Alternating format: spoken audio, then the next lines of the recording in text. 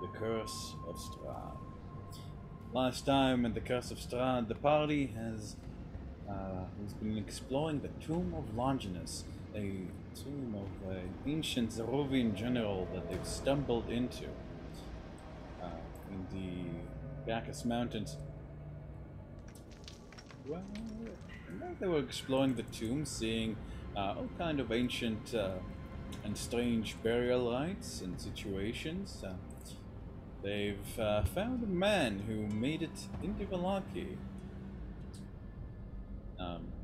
Who doesn't seem that your token, I think your token been decoupled, but Duncan, bringing back our good old player Ben, was like, hello, somebody get me out, in a coffin that has transported them into Barovia. Upon being rescued by the party, I was thankful, and getting the lowdown in the situation, decided to join them. Duncan, just going to confirm with you that you can see your sheet, because it seems like it's unassigned on my end. Oh, your color's white, that's why. I'm gonna give you a different one. But, as the party continued through the catacombs, fighting strange ancient knights, eventually you've encountered a strange undead creature who seemed to be conversing with the master of this place, and upon Fisk's entering the room, his attention was drawn to him. He revealed himself to be Father Tushan, the art cleric turned necromancer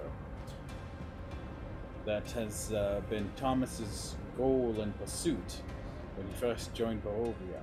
You've met Father Tushan before, but we've only introduced himself as Father, making vague references to his flock. And between now and then, you've learned that Father Tushan also, putting two and two together, you've learned that he's been responsible for some undead as well. Undead hordes that have been plowing Barovia to and fro, as well as the fate of the eventual fate of the people from the village of Emberstone, where so long ago you guys emerged from Barovia into Barovia. It seems that in whole or in part, the village's population was taken into Barovia and ended up being undead slaves of Tushan, although they seem to maintain some kind of twisted sentience, clamoring to praise their father. Fisk, you've saw once again Ellen and Barnabas, seeming for a moment so much like they did in life, that you could feel that it was off, that whatever was inside, if it was them, it was twisted, and if it wasn't, that they were gone. You can't be certain. You are no necromancer. I'm not sure if their souls are still there, but they recognized you. Even Master Kirill, your friend and mentor, was amongst the dead, following Tushan. Tushan bade the party join him, and when they refused, he accepted it. He welcomed them to the Bacchus Mountain, saying that he invites them to stop by his village. You guys also realize that he's likely the one who has been leading the barbarians up in the mountains. Upon his departure, instead of you guys decided not to fight Longinus. Instead, you were granted access to some of the equipment of a barbarian chief that the domain worshipping one that he felled himself. And upon the party promising that they would, fight for Strahd essentially, or at the very least fight against the interlopers, the party was allowed to depart this field. Guys flew in turns upon your sick-ass griffin, Duncan. Let me see what map I'm gonna put you on. Give me a Moj. At the top of the Tselenka Bridge. guys are in the process of passing. What are you going to do? I'm just going to weapon put you guys.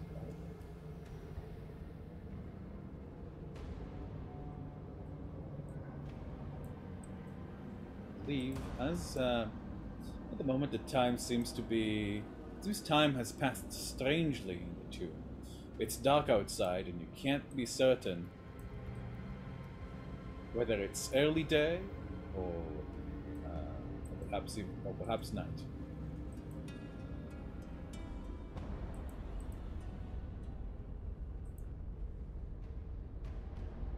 If anybody wants to try to roll a survival check of some kind, go ahead. All right.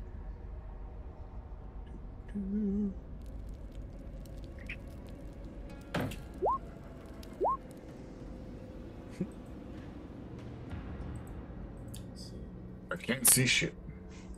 Yeah, Duncan, it's far too dark for your eyes to make out anything really. Let me see, Talmagen. You're fairly certain that you're fairly certain that the fog is making it difficult to accurately tell the time. But you think it's not daytime, but Honorim, judging by the atmospheric pressures as well as the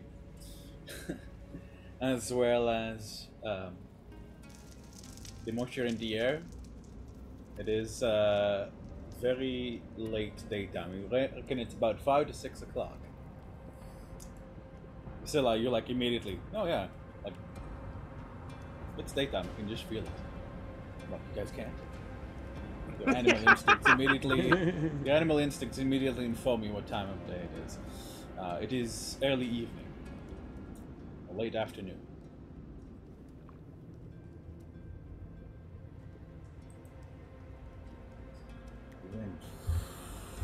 Everybody have 2 tokens, or is it just me?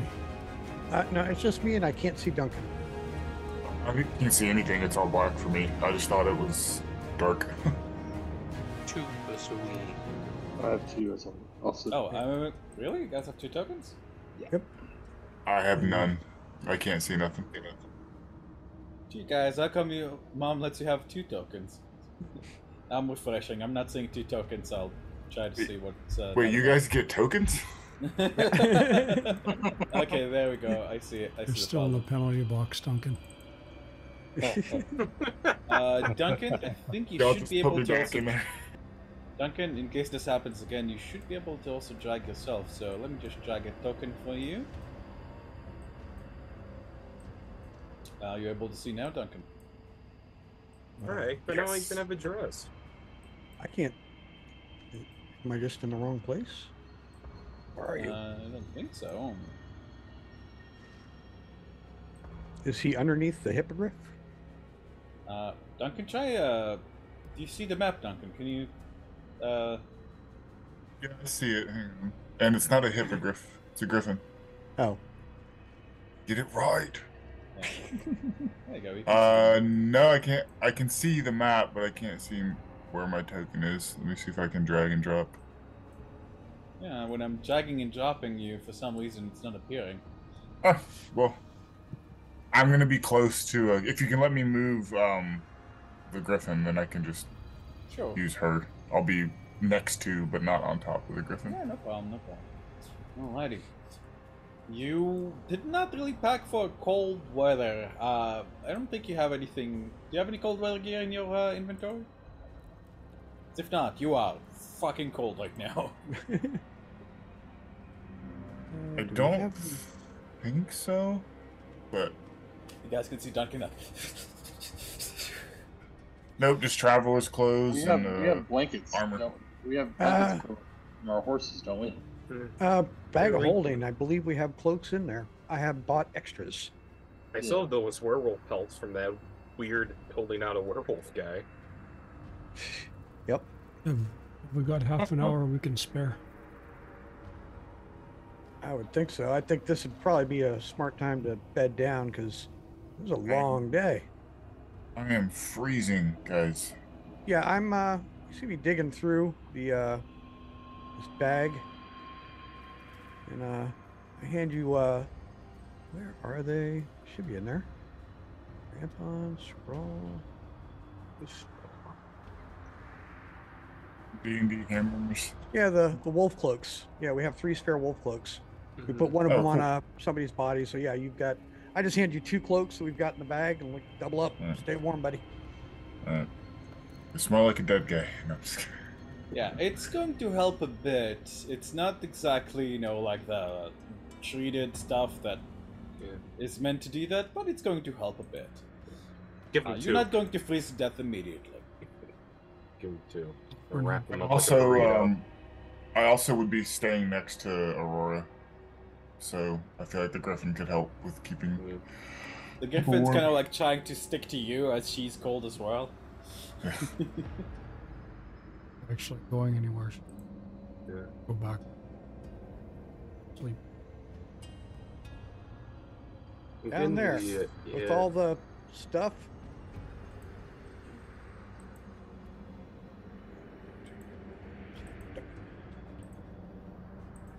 Everybody but the Griffin. One that you can Or disappear. I'll say she can disappear. Yeah. Griffin like, come on. I'm gonna scratch her nose, dismiss the spell, and let her go. All right. There's a squawk of relief as she disappears, taking a source of warmth away with her, but she no longer has to suffer. All right, as the cold wind is blowing, and darkness is beseeching, you guys hear a strange rumbling far in the darkness above you, in some of the cliffs above. Ah, shit. Ah, okay. You guys feel a shaking, and for a moment it feels like the ground is gonna collapse again, but then a minute passes, a moment passes, then 2. It feels like the danger has passed. Draw a line in the snow and bring up our nice warm and cozy hut.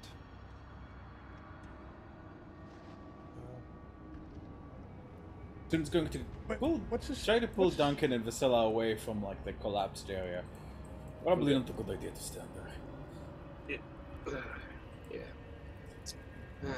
So this is Hut deployed.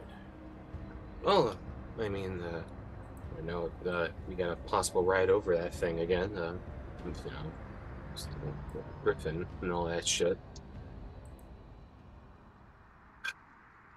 I might have a possible ride over. Yeah. Well, we don't have to head back over for quite some time, so it should be fine. Soon's grinning like a little kid after riding the Griffin. Seems he's always wanted to ride one. But for you guys, let's see, those of you with a more scholarly or intelligence bent, Varys and Vasilla, I'd like the 2 of you lovely people to please give me some survival checks, please. Survival or nature, I'll let you choose. And that 20 again. No. Good lord. Woo. Right, Varys, that shaking has you a little bit shaken. You remember hearing, like, now that you're really high up in the mountain where the temperature is more freezing than even before, and you remember learning about this creature called a Remoras. Remoras. Big ice worm thing. It pulsates through.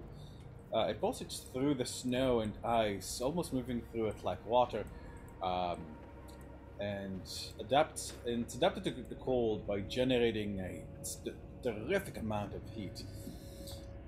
You've seen back at the lodge. You've seen people who've, like maybe not members of your family because they don't usually handle that stuff. But like you've seen people like with their faces like burned, like with steam burns from trying to hunt it. See, also I'm imagining you guys would enter the little hut because otherwise you guys would be freezing.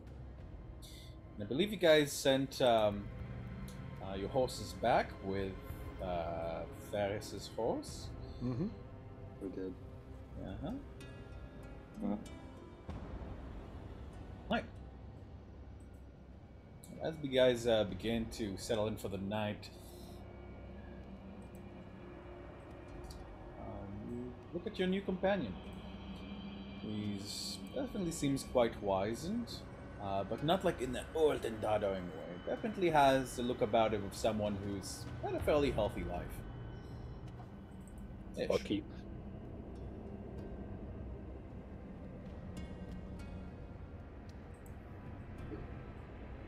Bassoon, meanwhile, is examining his new axe. That's right. Well, Fisk, of your thoughts of that your is that really the Ellen you were?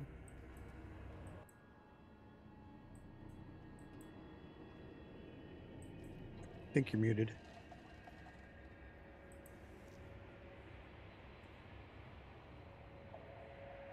Can you hear me okay? Up there. Yep. Okay. You are gone. All of them.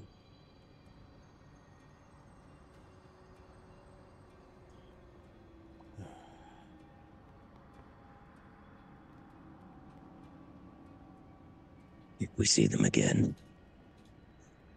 put them to rest.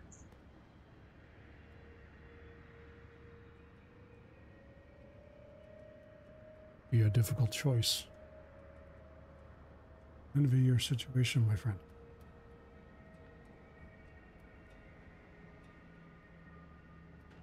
What it's worth. I'm sorry.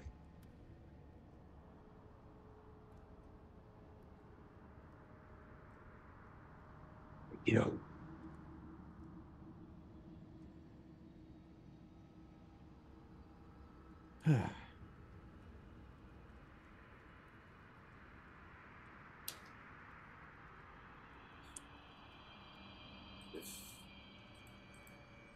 If you feel like you can't do it yourself, don't be afraid to ask any of us.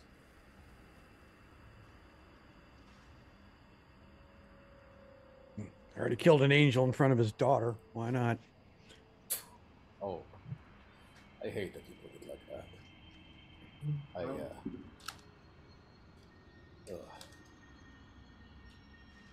I wonder if that girl's gonna come for us. I really hope she isn't. We're gonna see her again regardless. That's how the shit works around here. Yeah, I can't really blame her. Mm-hmm. So, Duncan, I got a question. I think you're muted. Of course. Ah, Seems we have a lot of time on our hands. do you ever think about illithids? Illithids? Yeah, wobbly faced mean- tentacle guys. I mean, I've read quite a bit on them. Well, Any 'cause we have question in particular? we just have a particularly nasty one here, and I really don't know enough about him. Oh, we're going to fight an Ithilid now. Oh, we got everything on our plate. Man, this is not like the books. Can I roll DM to see how much I would know about Illithids? Yes, please give me an Arcana check. Arcana. Not a history? Okay. And I'm going to fill him in on what little I do know about the ley lines and the birthing of a like a proto god and all this crap that happened to us. Just give me a history check to see how well you can explain that. Yeah, absolutely. Yeah. Right, that is a pretty good light. So, just because I'm, Chris, do you want me to explain, or do you want to have Talmadgen explain, just in case? Because I don't think Ben knows. Yeah. Well, it may be better if you explain it as Talmadgen, kind of, because it's. No I problem. mean, there's so many. Yeah, I mean, no, if I get a detail wrong, it screws up everybody else's understanding. You got it. Thank you. I'm trying to think like what Talmadgen would know / understand, but essentially, so you've had / have this ally called Lysa. You learned her last name was von Zarovich. She claims to be a scion of the von Zarovich family from modern day Zarovia, the kingdom that Strahd originated from, and is in fact located right next to the valley, technically. She seems to have turned herself into a vampire, and quite a powerful one, as well as allied herself with an illithid of some kind. She merely called him her ally. I don't think you guys ever got an official name for the illithid. Ancient one or something. She gave him a really odd title. Masterful one, I think. Oh, Master, yeah, yes, it was an odd one. Yeah. You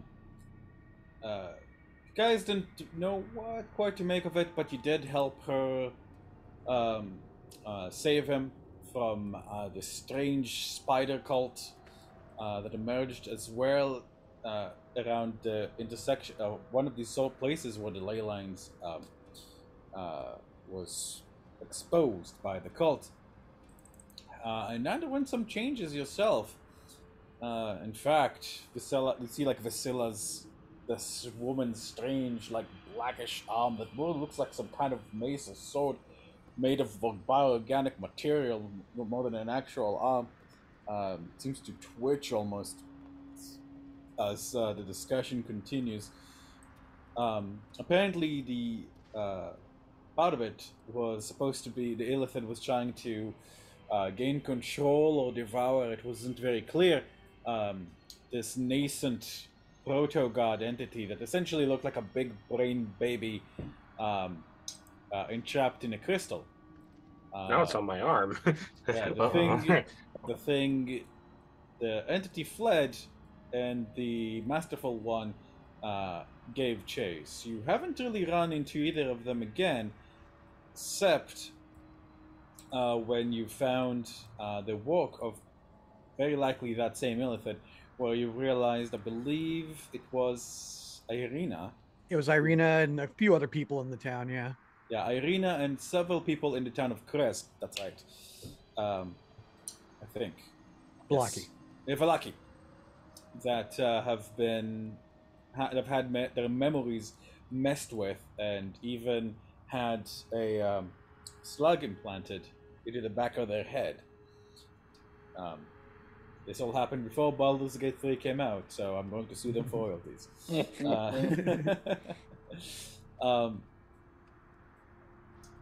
Right.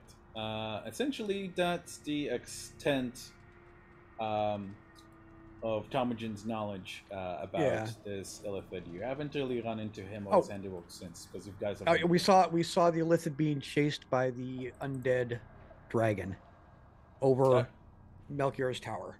That is true. You guys did see him being chased by Argenvost, and yeah, no, an undead dragon. That, Duncan, you don't even need to roll for that one because you'll automatically succeed. That could mean two things: a Dracolich or dragon zombie. Neither of them good news.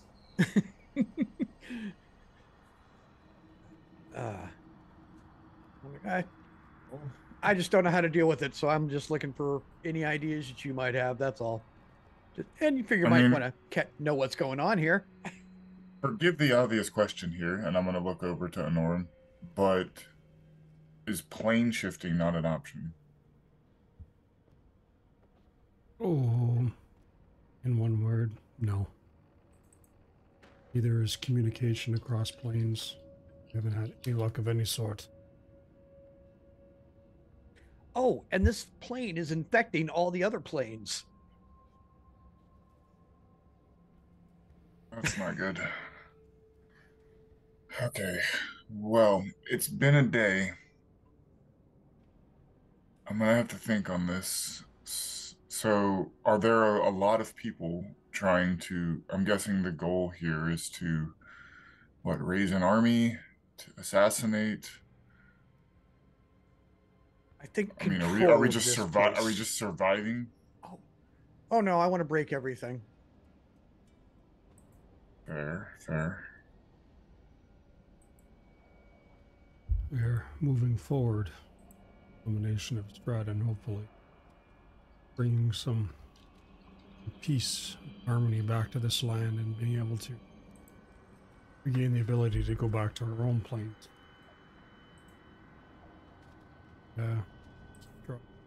Really powerful. Come a long way.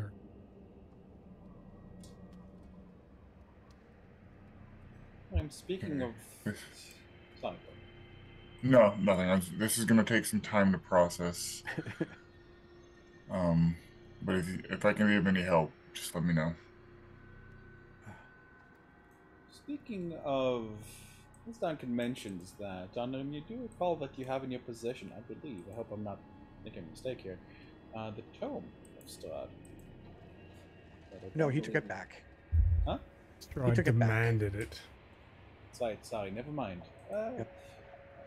You shake your head. You realize that you had your eye open. Apparently, you were peering into alternate realities, taking memories that were not yours.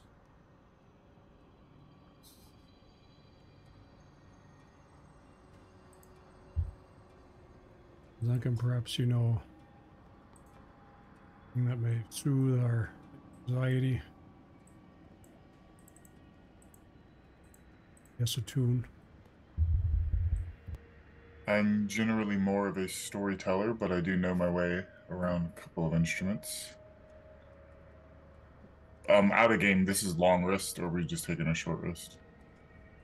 This is usually how we long rest. Yeah, this is how we usually long rest. Okay, I just didn't want to no. go the song of rest, but I'm seeing if I actually managed to bring any instruments with me. Oh, just a tune is fantastic. It doesn't have to do anything. I mean, it's no, for sure. I was just checking. Yeah, I think you guys are watching Duncan like hyper processing everything that's going on, and I'm just gonna lean back against a rock and pull out a small reed flute and just start playing what seems like a kind of a melancholy little slow dirge. Oh yeah, who needs the doll? I wouldn't complain if I didn't have it. Give me a performance check.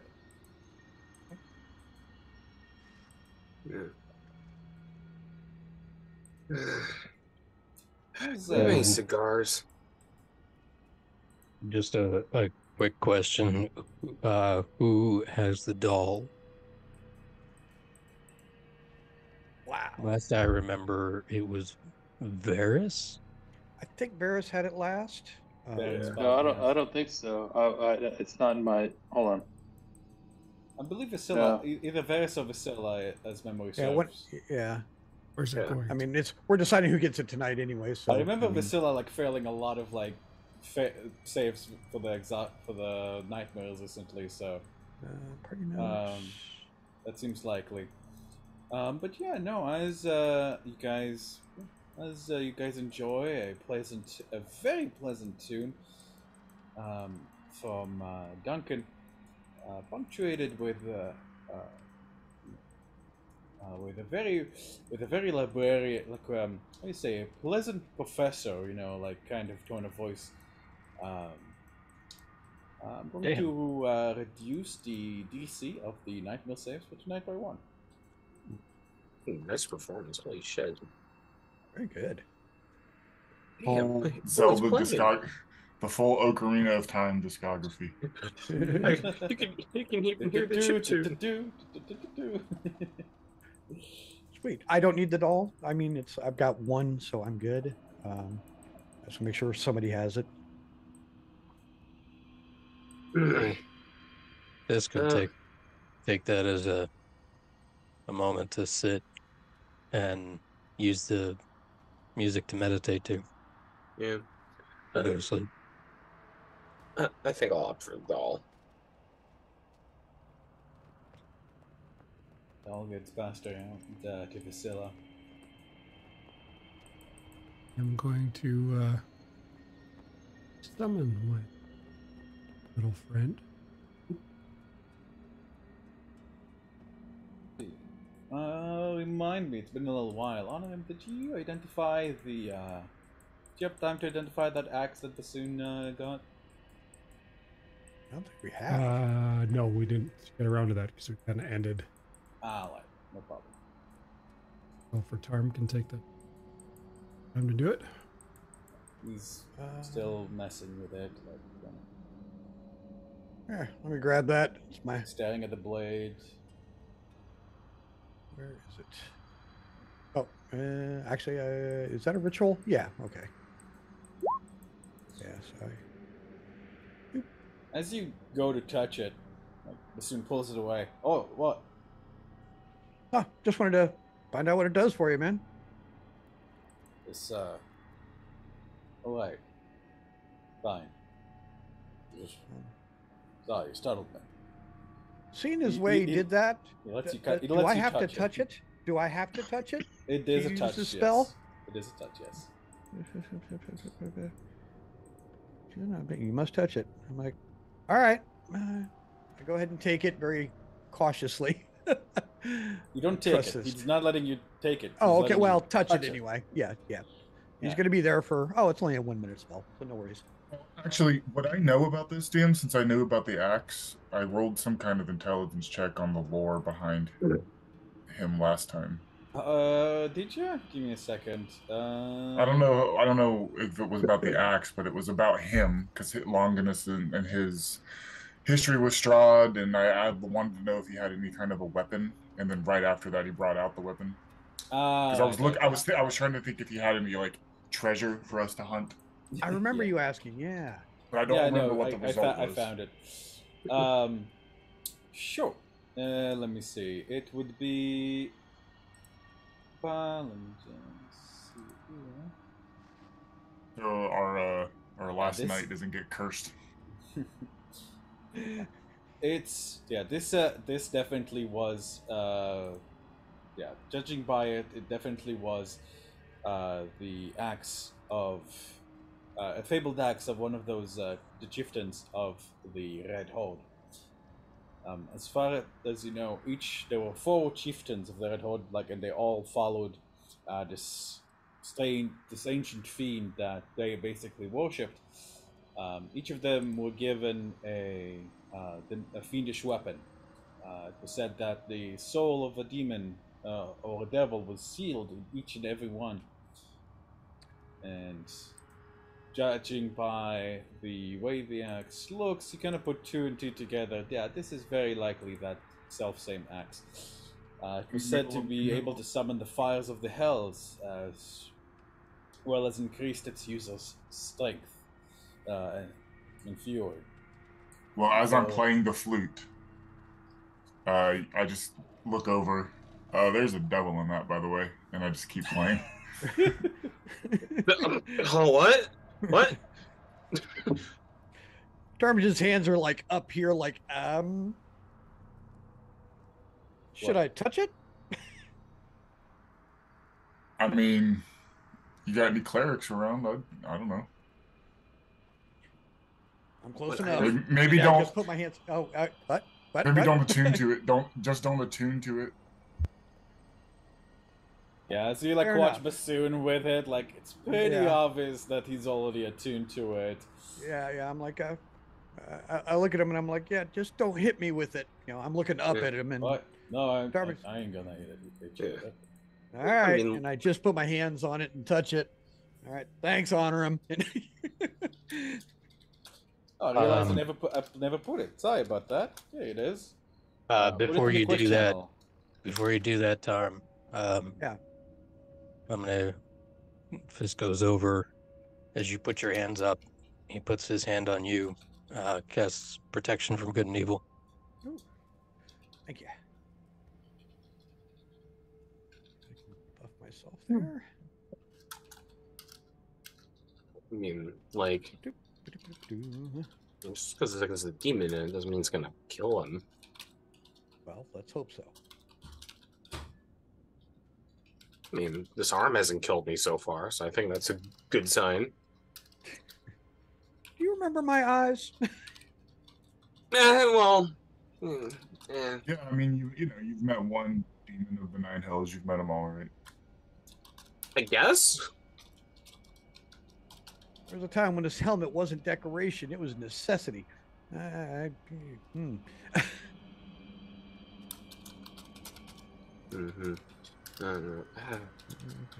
I'm just in the camp that honestly just use what's available to you, and there are gonna be risks and liabilities to that. Like, she kind of shrugs and just gestures to herself. Like, I mean, the only reason I'm this strong is I took a bad gamble at something I probably shouldn't be fucking with, but I'm using it, and it's been helpful. So I mean, just what if there's their demon in there? If it becomes an issue, we'll take care of it, like everything else. What? You look around at the world around me. I'm like, yeah, it's going great, guys. Good job. Well done. Don't worry about this axe. Whatever it is, I can handle it. It's just a weapon. Like anything else. I believe you, big man. Just keep it over there. Yeah. Oh, yeah. There we go. By the way, sorry, Tom, do you still, like, touch it, like, to identify it, or, like, do you decline to do so? No, I'm gonna, it's like, Fish just did protection from good and evil, and I went ahead and touched it for identify. So I'll spend a minute doing that. All right. Touch it. As you touch it for a moment, you take a single point of damage. Okay. It burns to the touch. And you can feel yourself going. One moment you feel yourself growing angry, and like you guys all hear as you kind of your teeth together. And the axe is gonna roll a saving throw actually against you. Okay. That's funny. Like doing trying to do identify as quickly as possible. Like fuck. Like hot potato with the. Ow. All right. The Axe of Motus is named not after the chieftain that wielded it, but after the demon that was the fiend that was sealed inside of it. The Devil Motus was one. Was a demon of rage and a very powerful one. In fact, he was a top gladiator in the Blood Wars before being recruited by the bat that eats the skies. That's about it. The bat that eats the sun. Which kind of tells you, oh, this thing of rage and anger was taken in by this.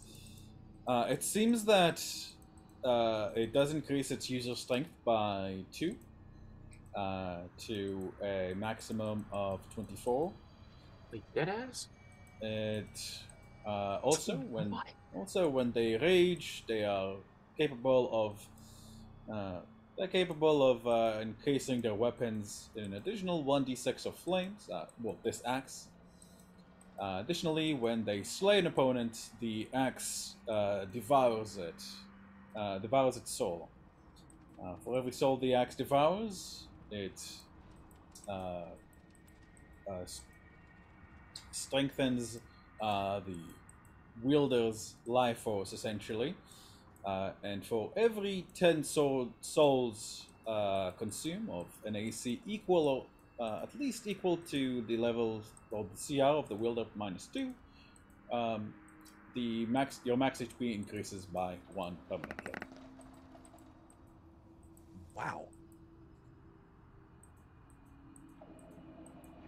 Huh. I just kind of relate in whatever appropriate terms. I wouldn't be using those terms to kind of just out loud to everybody what this thing is like, and take my hands gingerly off it. I'm like, enjoy your toy. I'm gonna go to bed now. No, we're going to enjoy it. I'm going to enjoy it. I mean, it's gonna be fun to spectate you with that thing. That's not just an axe. I look at Doug and I'm like, yep, there was a demon in it. You called it. Well, I'm not feeling anything. I'm not sensing anyone in there, so it's probably dead or gone or sleeping. Well, we'll see what happens when you fight, and well, just make sure you're pointed away from us, and everything will be fine. Priscilla, as you say that, you feel like the face on the weapon leers at you, and you almost feels like a sneer. It's a little bit of a yeah, prick. Priscilla, roll me a wisdom saving throw as your eyes meet the weapons. Sorry, do you have a rage feature? Ah, shit! Why? Oh, all right, here we go. Consult Alexa. Consult Alexa. For a moment, Priscilla, you feel an urge to snatch it, like the sound of it, the strength it promises. Oh, a moment in your mind, like of you being back home, having destroyed all of your enemies, like when you're looking monstrous and strong, passes through your mind, but but then you shake your head. Yeah, you're leaving yourself with the image. There's a passing moment where she makes the comment and her eyes drift to the blade, and you see like the slitted pupils widen more and more till she's like, oh, holy shit. Okay, no, okay, all right, you stay over there. Excuse me, Parvis. You full on went Samwise Gamgee with the ring. oh, yeah. Have fun with that. I'm not touching that shit. Well, of course not. It's mine. You have your own thing. Oh, it's yeah. Wait.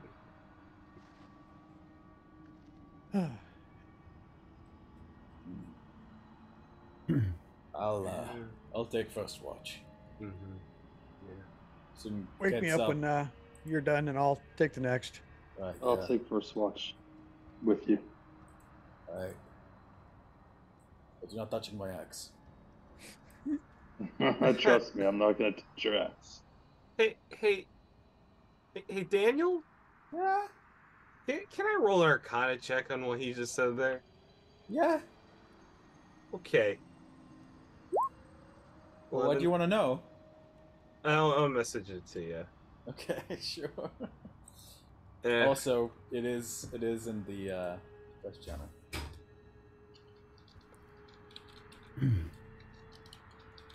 Before we tumble off to bed, I call Nico over. I kind of whisper, sing a song to him. It goes something along the lines of sweet dreams in this Barovian night. Stars above and danger in sight.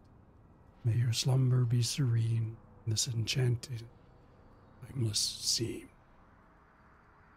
And with that, he kind of glows.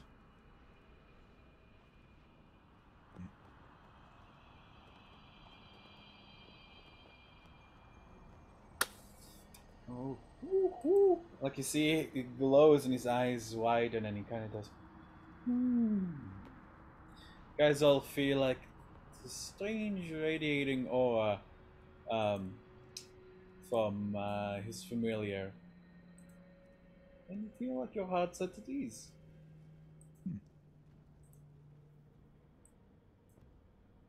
It's almost like there's a bit of a celestial music playing in the back of your mind, like a melody that's a lullaby that puts you at ease.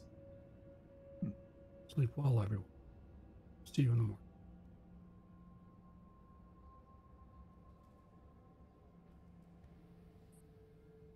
Good night, Honor.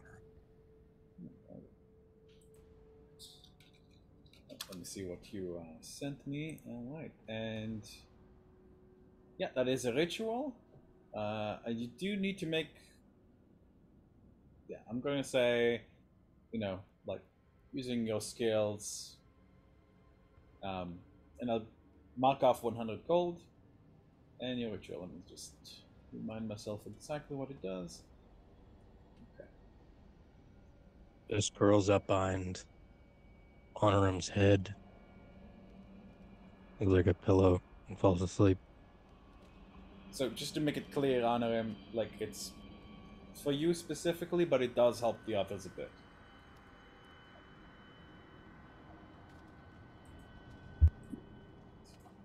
Not what it is, but I like it. Blink it. Okay, and let me see what Maverick said. And he's Nico's instructed anything goes crazy, he can just tell me. Woohoo! I don't know why you hooted. Woo woo! I guess. Woo, woo, woo. There we go. That's a monkey noise. Alright, so Varys, you step outside with Bassoon? Yep. You're greeted by the biting mountain wind. It is... Thankfully, with your dark vision, you can see somewhat, but the snow, the snow and powder mist make it difficult to see really too far ahead at all. Beside you, you can hear Bassoon kind of whispering to himself. In Orcish, I don't remember. I don't think you speak. I don't. I do. He's just kind of like twisting the axe around. What'd you say? What? What'd you say? I didn't say nothing. Kind of like startled movement. Realizes what he's doing, putting the axe away. Clears his throat. Varys is gonna whip out his pipe and have it smoke. Be careful with that axe, big guy. What do you mean? It's a good axe. It's a good axe. No stranger to fire either. Yeah. Daniel PMs.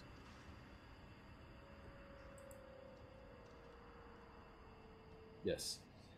Okay. She kind of like blinks for a second, like, shit. So, Varys, you came here to hunt something, didn't you? Yeah. Have you seen that? Well, I don't know if you've seen it. We've been here for so long. So many things have happened. Have you seen that fire horse that Mr. Strahd likes to ride around on? He grimaces. Yeah. It's called a nightmare. It's a fiend of some kind. Yeah. His head's coming home with me. You're gonna kill a fucking nightmare? You Hell got it. yeah. I admire your balls, Varys. Even though they're shrunken from the cold right now, probably. No. Prove it. No, I'm kidding. Don't do that. Not touching your axe. Keep an eye on that Duncan. It's a bit, Oh, yeah? Well, you find the guy inside a coffin in Barovia. Seems a little convenient, doesn't it? That he'd be alive in a tomb that was sealed. Doesn't sound kosher to me. Let me look at Varys' stat sheet real quick. Sorry, kosher is Orcish slang word meaning all right. Yeah. Actually, I think he might be onto something there. I'll keep my eye on him. Good.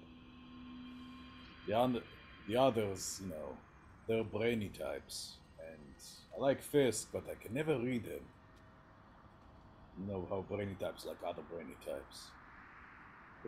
Yeah. You don't have anything to worry with, Fisk. That guy's got your back. That's what I've been feeling. That's what I always thought, but I don't know. Recently, he's been talking to that. He has that angel for something inside him, right? And I don't know. I feel kind of weird about it. Isn't the angel the one who told us to kill? You know, the angel, the actual angel that we've seen and knew was trying to help things. Then it conveniently served to empower Strahd. Yeah, I don't know. Listen, everybody in this whole group's got something fucked up about him. But if you look at what he's done, what Fisk has done for this party, he's got your back. You don't need to be worried about Fisk. I'm not worried about Fisk. I'm worried about Xavier. That guy. Yeah. I wasn't really thinking about it before, but you know, now that I was suspicious of Duncan, I realized I should be suspicious of Fisk too. Oh. No, I'm just saying. Maybe we killed the wrong angel. Maybe Strahd wouldn't be empowered. Took care of the other one. I'm just saying. No, I hear you. I hear you.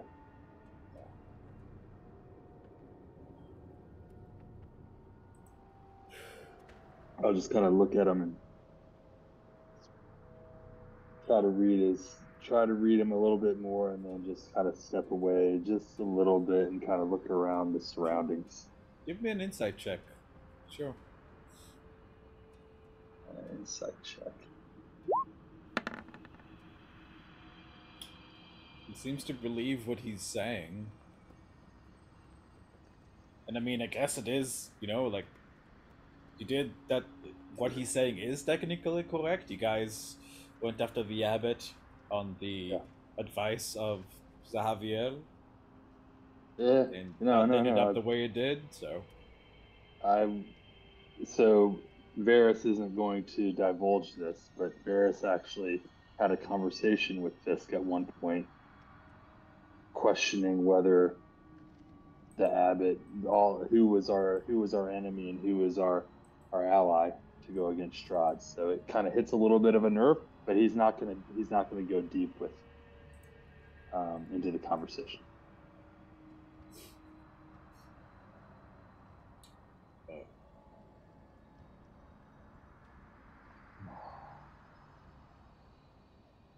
Soon and you kind of settle into quiet as you're watching the outside. Once throughout the night, you do hear another rumbling, but this one sounds like it's farther away.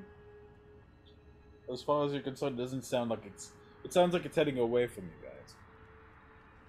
So you're not too concerned. Okay. I will relay to Bassoon that I'm familiar with, or what I believe to be that sound. Because I'm not 100% sure. So it's like something that goes through the snow, kind of like, I mean, in my mind, I have tremors, snow worms in my mind, but for snow. Is that kind of what this thing is? Or is it more like a, okay. Big ice storm that burns you. Okay, yeah, so Bassoon. Nothing to be alarmed about right now because it's going away from us. But that sound, we don't want to be around it if it comes close to us. Ah, yeah, Remoraz. Not just things fucking fight dragons, right? Yeah, let's stay away from that one if we can. Although, it would be a good start. Probably has a strong soul.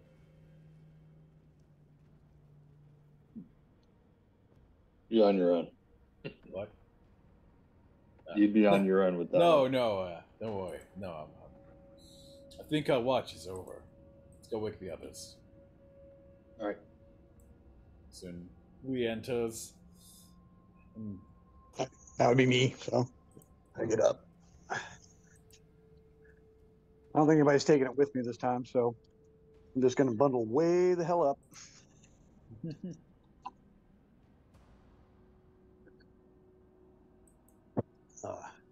Anything happen while you guys were up? Nope. Not really. Okay.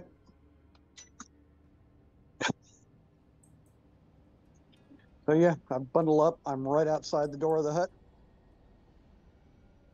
Settle in and watch the night. Spend the time in prayer.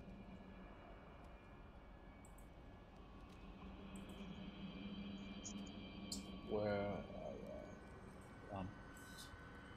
Come as you emerge out. It's the wind has come down some, but let me see. You're outside, so you don't. I don't think you hear this. But honor him. Like Nico goes. Whoop, whoop, whoop, whoop. Its wings are flaring out. It's baring its teeth angrily at something you cannot see.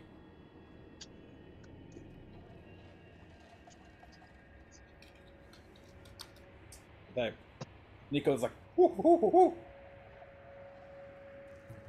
whoo. I'll wake myself up then. It's pointing at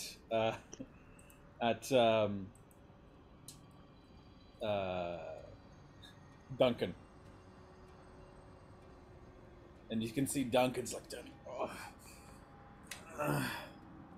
moaning in pain. Shake. Time to wake him up. Sorry about that.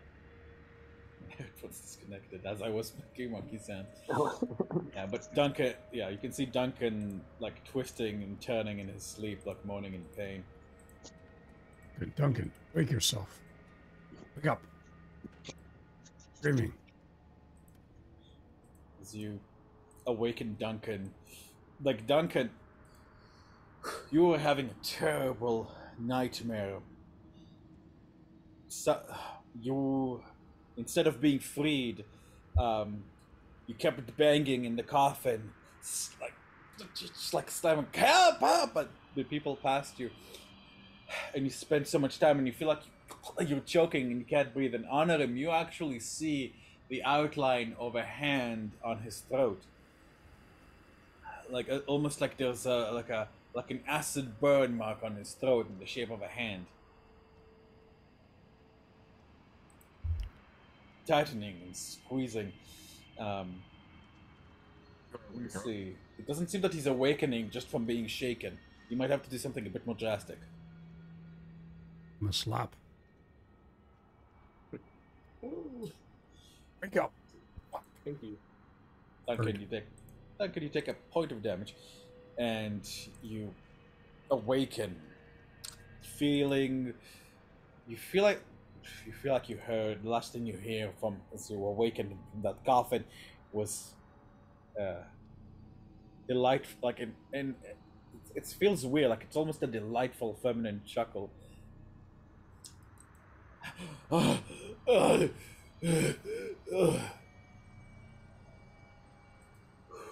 seems that whatever was happening on Arem, Nico has detected it in time for you to put a stop to it. And it seems to be that, like, after a few moments, it seems to have come down. But Duncan, you're awake and in pain, covered in cold sweat. Welcome to Barovia. This place is unsettling. I think so. I think I'm still processing and coming to terms with a lot, but The nightmares. is it my watch? Not of your doing. We've all had them at one time or another. Sometimes they turn violent against each other. Luckily, Nico was waking me. And is this the first time seeing that you have a monkey? Flying monkey. Actually, monkey. yes, because I didn't have him. Yeah. That's Nico. Right, well, thank you. Do you need me to take watch? Is the hand visible to everyone? Like, is it like a tattooed onto his throat kind of thing? It seems to be fading somewhat. But we all saw it. Varys, I think, yeah, I guess you would see it if you. I guess you'd awaken. Like Nico's pretty loud. Okay. Okay. You can see it starting to fade a bit, but it did as time goes on. But it, I believe. Let me see. I don't know if Fisk is sleeping, but Varys, you were there to see it. It reminds you of that mark that Fisk got from the Night Hags. Okay. I'm just curious, Duncan, if your dreams reminded you of anything that's actually happened to you before, or if it was just nightmares. In my mind, I mean, it's been quite a few years since I've had to sleep rough like this. But in my earlier days, I did a bit of traveling, and I mean, I imagine at some point I might have gotten into a fight where somebody got the better of me like that, but nothing in particular. Okay.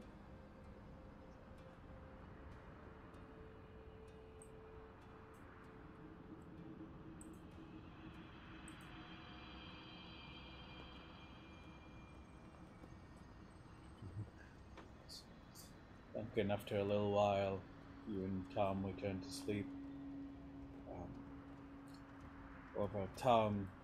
However, Duncan, your sleep is restless, I'm afraid. Afterwards, you do not find yourself comfortable. I'm afraid you take a level of exhaustion. It's horrible. I just take it. I'm not rolling for it. What? I just take it. Rolled. No, I rolled them, yeah. Oh, you rolled them? Okay, cool. Because it adds to the... no, it's fine. But DM, or it works a little differently, right? So I don't know if I don't know if... Oh, we've got new exhaustion rules, so... Yeah, it works a little differently. So there's like 11 levels instead of like 6. So, but if I put it in on D&D Beyond, it'll still work the same as far as one level? So the first level of exhaustion would give you a -1 on your D20 rolls. The second level will give you a disadvantage on ability checks. And so right now, just a -1 on every D20 roll. Okay. Yeah, I think. Got it. Yeah, it's in the homebrew channel. If you want to give that a look. I find this way it's more forgiving, and it's been working pretty good so far in general. Right. Let's see. Okay. Let's see. Varys, as you... Yeah, Varys, you go back to sleep a little while later, but Bassoon said, like as he said, it does hit a nerve and sits with you, and you feel like you're having a hard time falling back asleep, although you do manage it eventually.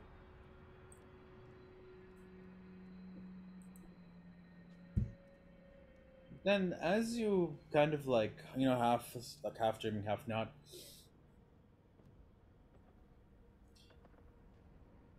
see Bassoon opens his eyes, and they're usually kind of teal, they're red now. See him look around, seeing everyone's asleep. And smile devilishly. And his smile, usually pleasant, is filled with terribly sharp teeth. Much sharper than even in orcs are supposed to be.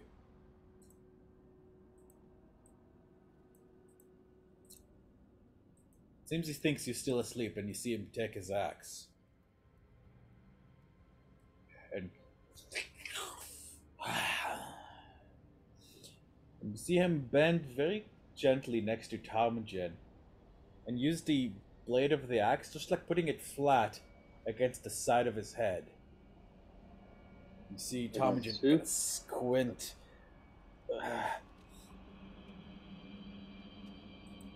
It seems that the axe is drawing something from Tarmogen, but without directly harming him in violence.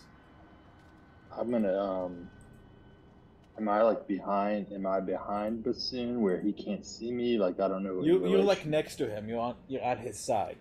You're at his west. I'm going to... He's kind of doing this, with an eye to, the rest of the party, making sure, to stay quiet. No, I'm gonna actually try to tackle him. Alright, give me an athletics check with advantage. With advantage.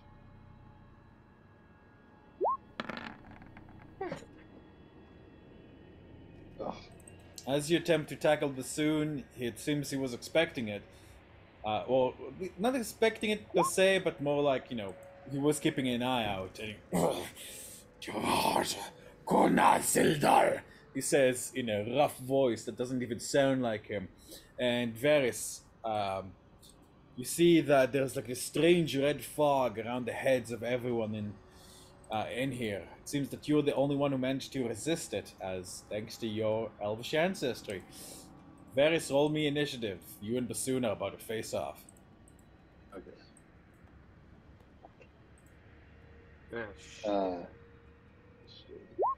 Oh, sorry, I didn't. I was still on advantage. Don't you guys hate when that happens? What? Red fog? Axe. Red fog over Paradise. Oh, you'll be fine. It's not like it. As long as you point the thing away from us, then we won't have an issue. Alright, Bassoon launches into action, driving his great axe into you twice. The tight space in here makes it very difficult to maneuver, and you kind of try to nudge them with your foot, but it doesn't seem that it's happening. You take some serious damage there, Varys. It is your turn. Well, actually, I would have. I casted shield instead. Oh, you cast shield as a reaction. Yeah. All right. Seeing this? It seems that the axe has some kind of effect. Keeps you asleep. Varys, go ahead. All right. I'm right next to him, right? All right. I'm going to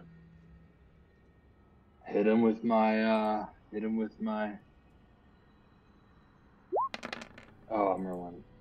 There we go. Oh, shit.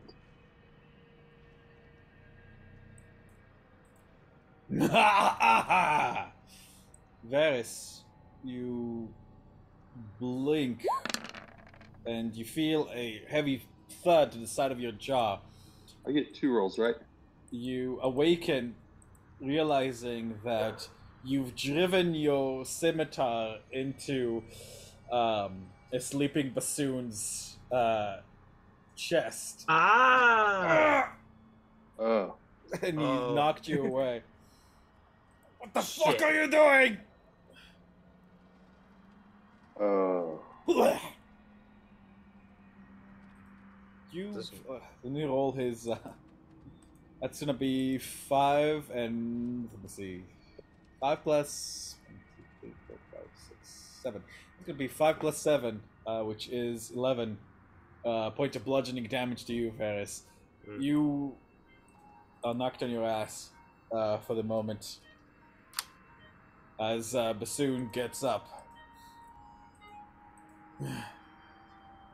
Nightmare.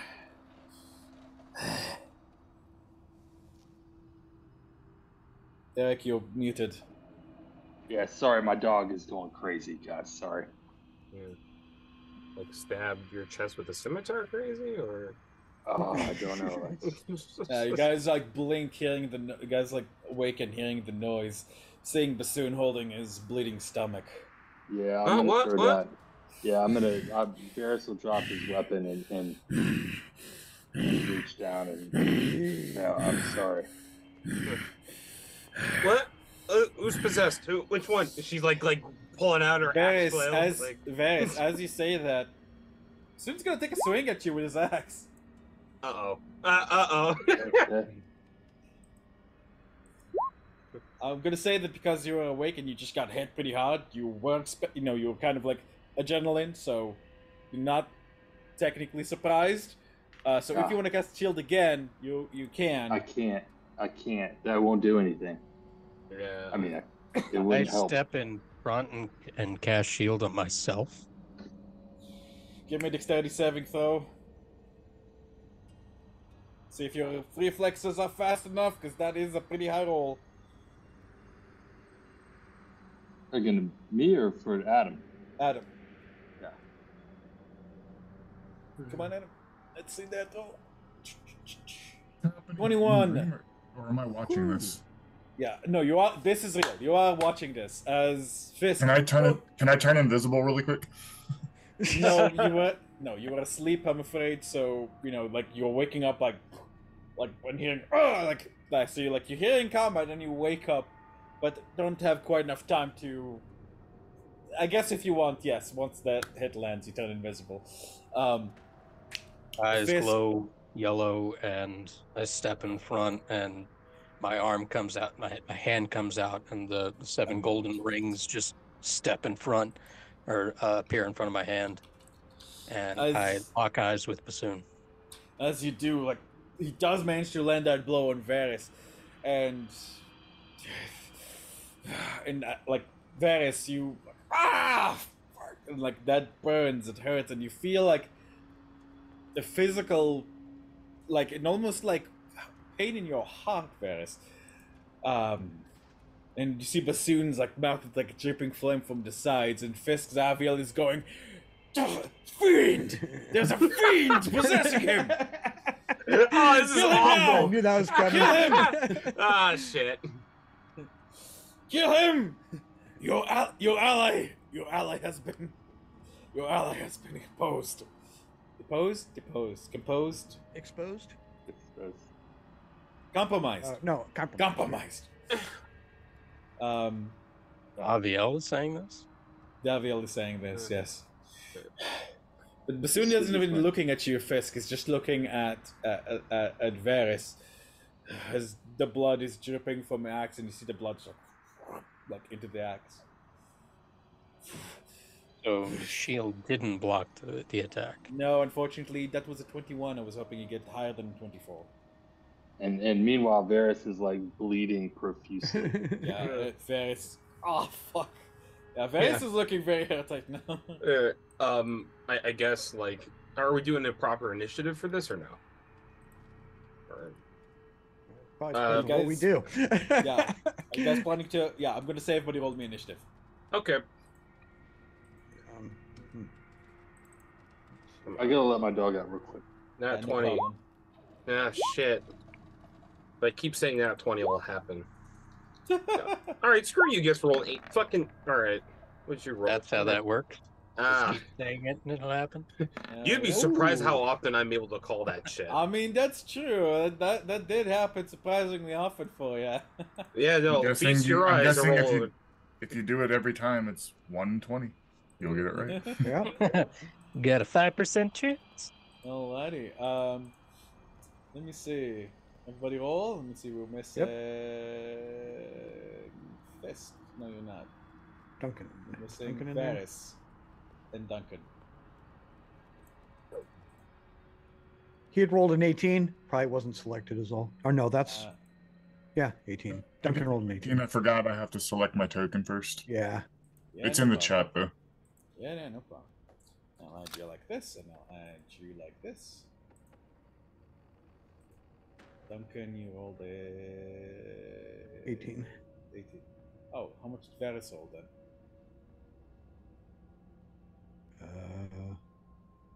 Oh, he said he had to walk his dog. That's it. Yeah, he's an 18. He's in there too. But yeah. No, yeah, I put that 18 there because I saw that's what you meant when you said that. Gotcha. I guess I'll vote for Varys.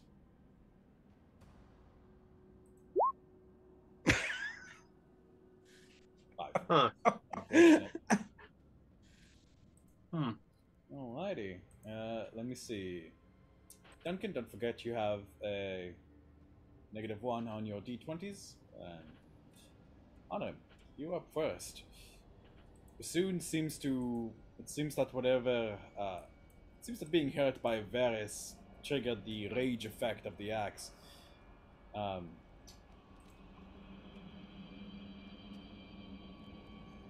Yes, thank you.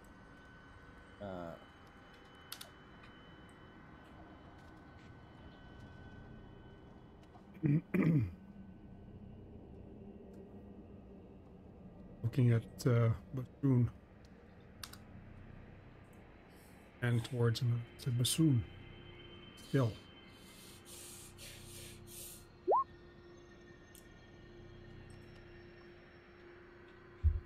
Let's see. Ooh, a hold person spell.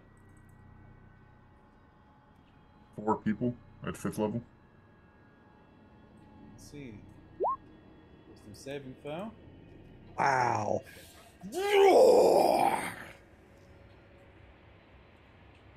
Funny. Bob's Beat orders. that. There's a burst of flame as he simply shakes it off. Uh-oh.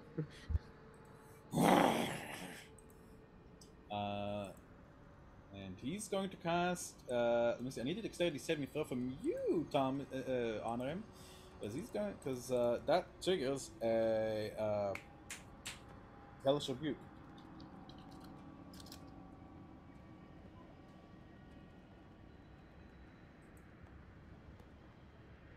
What do you need? A hellish rebuke dexterity saving throw, please.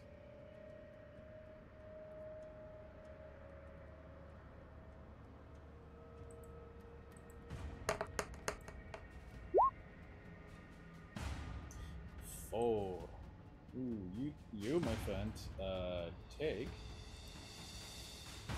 23 fire damage. God damn. You rolled well. We're gonna walk away with less health at the end of this rest.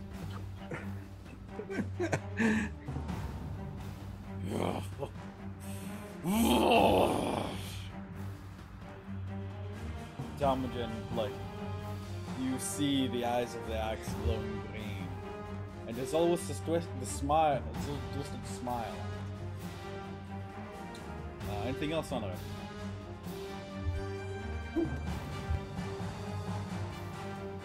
Talmadgen, you're up. You go first, or do I? Whoever has the higher dexterity usually is what I do. Oh, okay. All right. So Tom, I I'm believe, has the higher dex. probably, yeah. I got a +3, so. All right. Let's see. This is a fucking cage match. Yeah, I'm not pulling my saw sword out. That's just no. But I am going to use Green Flame Blade with my good old-fashioned Gem Fist, which I have not used in forever. So. You're slipping in your armor? Yeah, I mean, I don't have to, but yeah, in the field, yeah. Sleeping in your armor does reduce the amount of hit dice you recover, but Oh, that's for okay. Well, that's not an issue. Nah, that's all right. Yeah. 16 no, that's... is going to actually just miss soon. All right. Well, there's I can go with that. We'll just say it was just a missed punch. I just came up punching, so and that'll work. All right. And that's it. Okay, well, disengage and getting the hell away. I'm not standing next to him. Yeah, it seems dangerous. Duncan, you said you want to cast invisibility?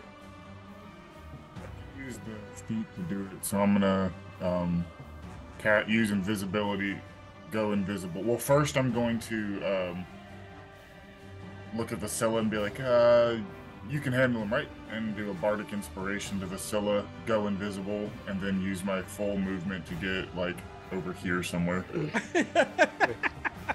All right. I love it. And I got an idea.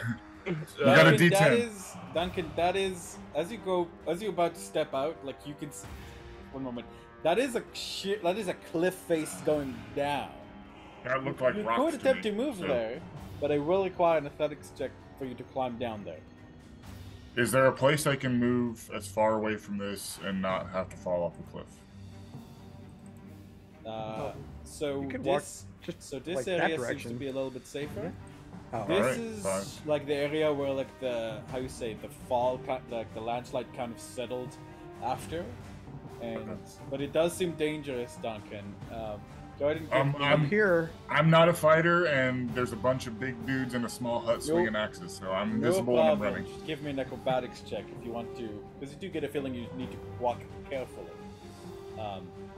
On the where the There is rocks. open snow basically right above, like up here. Duncan, you like take a few steps and you feel the rocks kind of shift under you and you're like, you freeze. Just tell me where I got to then, Yeah, because where I don't you know got why to we would is be. where you We are, would be. yeah. I don't know why we'd be sleeping on the side of a cliff. These people are fucking crazy. These people are crazy. I'm invisible and I'm running away. It's like What am I- Obelix, like, these skulls are crazy. These Romans. Listen, are when you're a crazy. bard and two barbarians are fighting in an enclosed space, you're not going to stick around. Vasilla. All right. So I got two things. That is here. D10. I have two ideas, and I could do both because action surge. So, I'm gonna walk up here. She's like waking up, like, huh? Looks over at the Sue, and she's like, I guess it was cursed. All right. She's gonna go up here. I cast this on him. Ooh. Unfortunately, that does specify one willing creature. Oh. And do I have a fate point or something I can use to?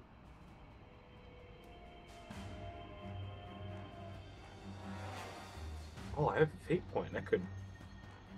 I have one inspiration. Can I do a thing with one inspiration, or is it two? What's the thing you're trying to do? I want to force it on him.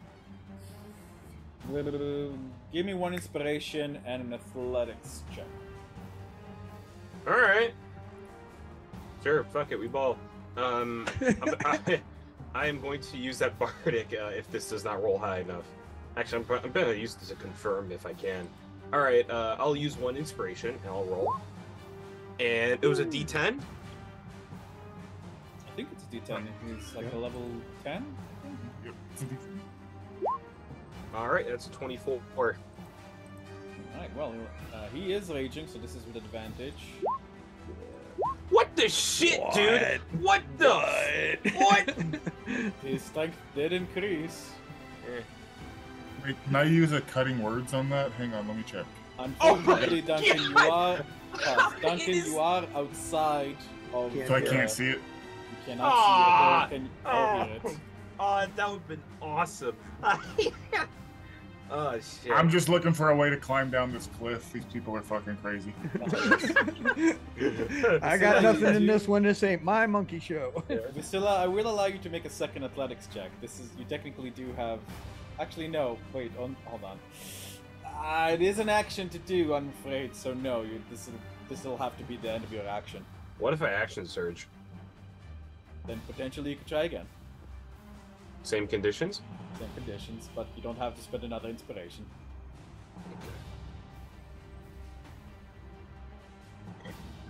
It would probably be helpful if I try to grapple him.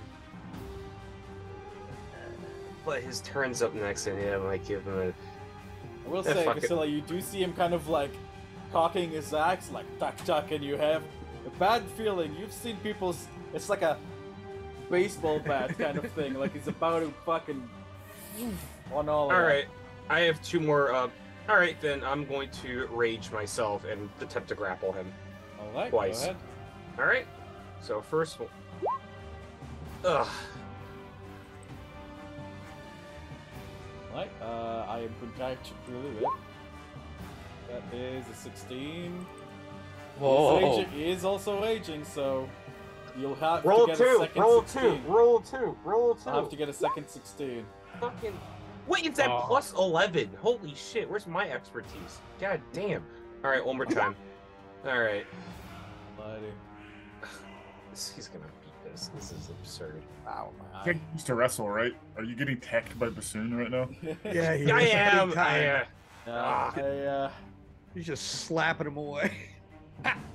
Oh, you have a second. I was like, yeah, no, you do have two. Mm-hmm. Wow. Yeah, of course. All right. Wow. He's Alright. varsity. You're a freshman. He's varsity, bro. You gotta let it go. All right. I am raging right now, so hopefully that draws aggro for this next shit. Do I have a bonus action I can do? Yeah. Soon is going to attempt a cleave on the people surrounding him. Actually, yes, no. He's going to attempt to cleave on the people surrounding him. Wow. That is extremely lucky. I don't think it hits any of you. Oh my god! Does a 21 hit? Does a 21 hit Fisk, Varys, Anarim, or Vasilla? Yeah. Right. 19. I think it hits everybody. I think it hits everybody. Shield for Fisk. No, Shield for no, Fisk? no. I'll take it. I'll take it. Never mind. Alright. I'll have to. The shield, if it equals, I save, right? It beats speed, so yes. it will Beats, not. then you will not, Varys. Alright, so honor him. That's a 22. So honor him. You don't take the damage. Vasilla, you take 21. I think the slashing is halved for you. No, it's all halved. Oh, you okay? Yeah, I'm built So different. that's 15 plus 6 is 21. Oh yeah, 21 on 21. So that's 10 for you, Maverick. That's none for Honorim. That's 21 for Varys, and that's 21 for Fisk, who I think said he'll take it. Yeah. And Varys is on the ground, dying. Yeah, Varys, you are busy dying now. This has been a bad night. Okay. And he will use his bonus action to unleash a pulse of his fire aura. It's gonna be 7 points of fire damage to Scylla, Honorim. Let's see what. Yeah. Yes, that's dexterity saving throws for Vasilla, Honorim, and Fisk, please. Against the fire aura. Easy shit. Alright, Vasilla, that's a save. That's a save from all three of you. Unfortunately, that's a failed death save for Varys. Because it is an instance of damage. Alright. Fisk, you're up.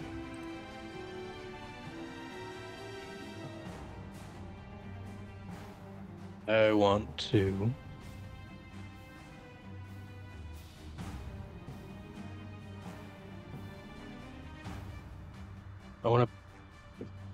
drag Varys back to here Alright. and move myself there.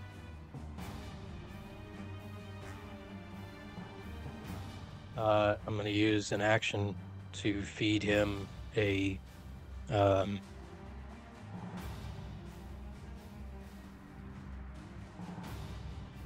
greater healing potion. Alright, I think that's 4d4 plus 4. Which I believe is 20. That's the other. Yep. Alright, Varys, you are no longer dying. You are still... On your turn, you're going to be prone, but you are not immediately dying. Okay. Fisk, anything else? I will use my. Give me 1 second. As I stand up and turn around, my feet, and from my feet all the way up and down through my arms, fist takes on a very light golden glow. Bonus action.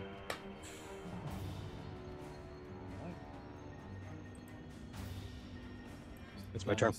See Bassoon's eyes turn to you, Fisk.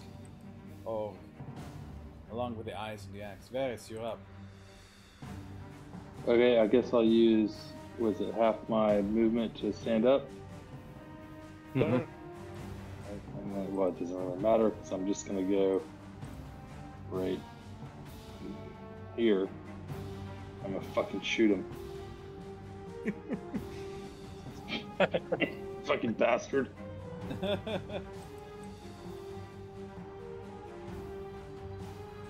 18 will hurt him, which will give him a wisdom saving throw.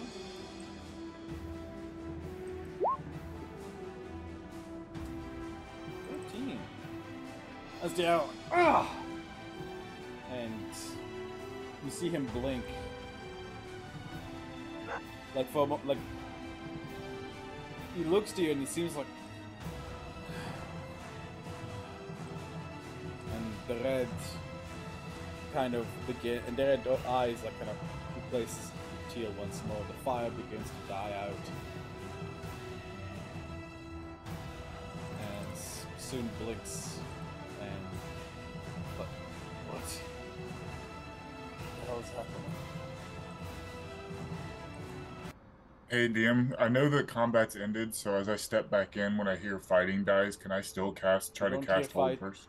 You don't hear fighting. That's the thing. You can't hear what's going on inside from the outside. Oh, well then I would stay out here and be invisible. Yeah. Oh, shit. Invisibility. Well, invisibility only lasts a minute, so invisibility would drop. Fisk does not stop standing, and he's not stopped glowing as he sees Bassoon blink and come to. Drop the axe now.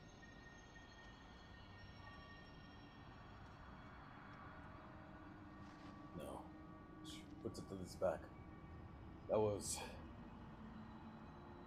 Varys attacked me. Fuck you, Bassoon. You attacked everybody first. No, he didn't. You stabbed me in the goddamn stomach. Look.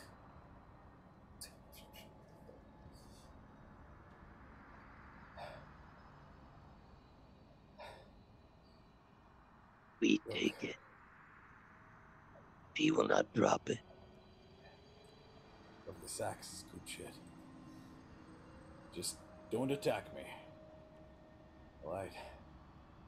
I'll sleep outside or something. The cold never bothered me anyways. Too hard for it. We need this axe if we're going to survive. Soon. The axe. No.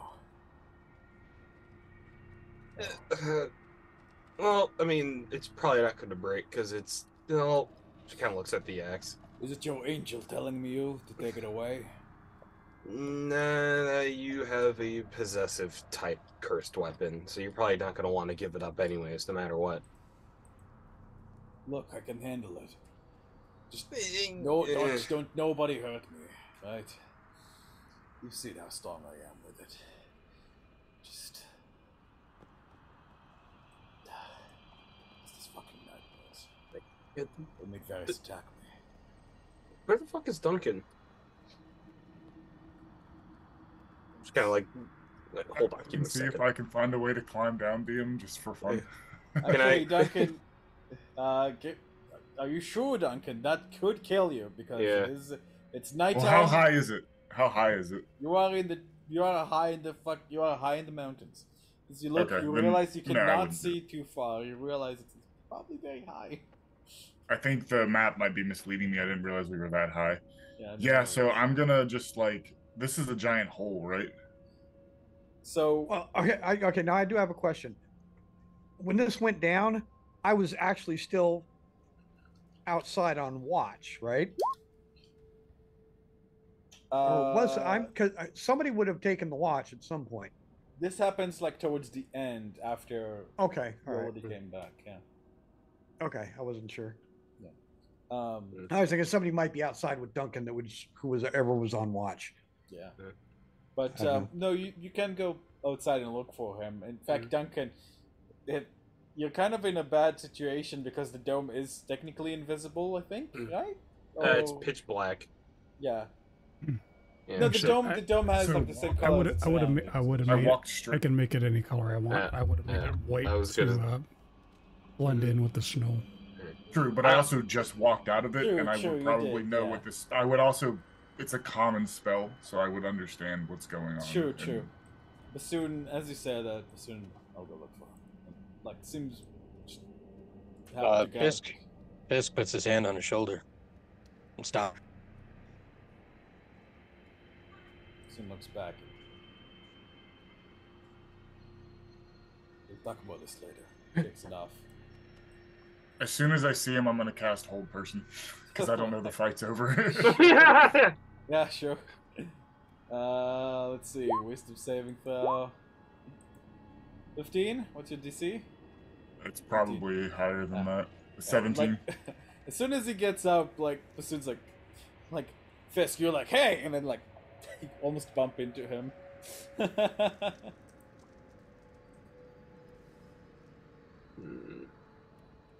Kind of like as Bassoon walks out, Vasilla eyes the axe. It does a motion of like, I'm watching you. If one of you wants to take it, take it. You got 1 minute. You don't got Oh, 1 minute, you got 6 seconds. Let's.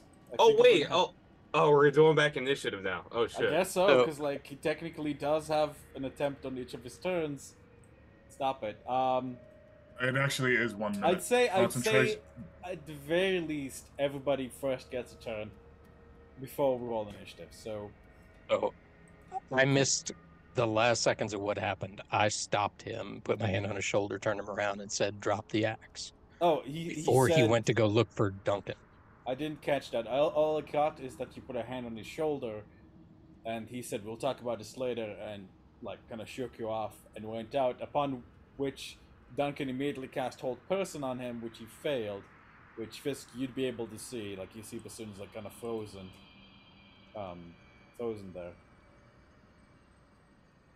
Then I spin around behind him and yank the axe off his back and use feline agility, the Voltusha, double dash. That's You're a quarter mile away. yeah. Fisk books it.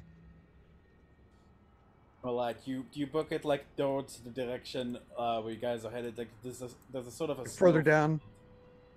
on the side of the I cliff actually there. book it in the opposite direction that we've already come. This Yeah, we way? can't I go know- back to- yeah, so it's, I all know rock the slide way. anyway. Yeah. This one towards Well, the no, bridge? not across the bridge. Yeah, just right across the bridge, right? That's what I'm trying to Oh. determine. Are you going across the bridge? Yeah, I'm booking it back the way we came, so that I know the way. Okay, gotcha. Alright. I guess you'll be skirting around the edges of the hole there. What's your top speed in this situation? Like 140? Enough. Something ridiculous. So my speed is 45. So times 4. So 90. It's 180 per 180. 6 seconds. Like you make it like almost all the way across with it. Although, hold on, sorry, I realized I forgot to fucking do something. Fisk, as soon as you take it off his back, actually, I'm gonna need a wisdom saving throw from you with advantage. You feel as though Javier is helping you resist it as well. Wisdom save with advantage. Yeah. So this is a fiend related thing. Okay.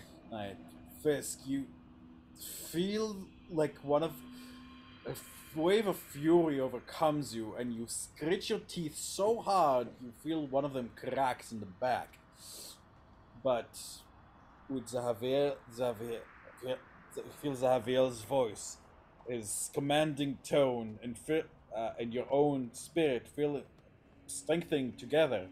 It is filled with firmness, and you manage to resist. However, I'll say you do take 24 points of fire damage there, at least for the moment. And because, however, it fucking takes you no time at all to be over here. In fact, as you pass over the bridge, Xavier is going to go, throw it over the bridge! No, don't throw it over the bridge! We need to find a way to destroy it, never mind. I didn't say that.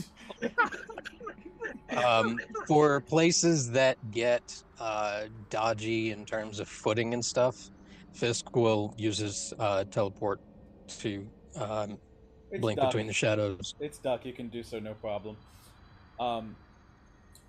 Yeah, this thing is violently trying to get into your mind, Fisk. And let me see. For the moment, Bassoon is still frozen, but everybody can see what's happened. Okay. Is Duncan still invisible? No. His whole okay, so he appeared, Bassoon froze, just grabbed the axe and just kind of vanished on us. What does Bassoon look like? He's frozen. He can't do nothing.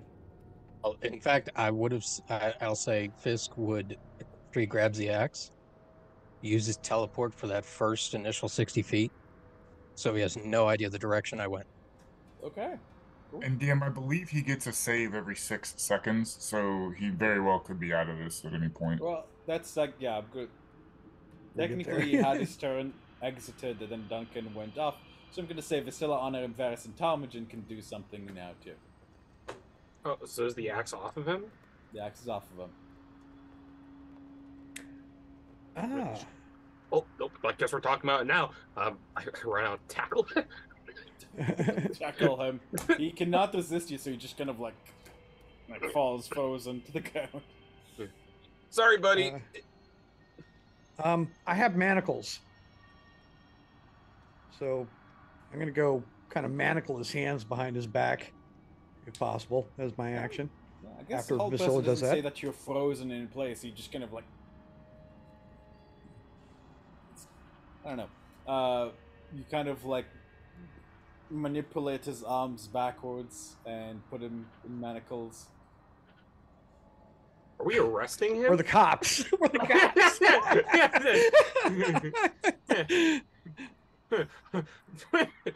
You're under arrest. You're under arrest for illegal possession of a demonic weapon. Actually, does say he's paralyzed for the duration, so. Sprinkle some dust without a trace. Yeah.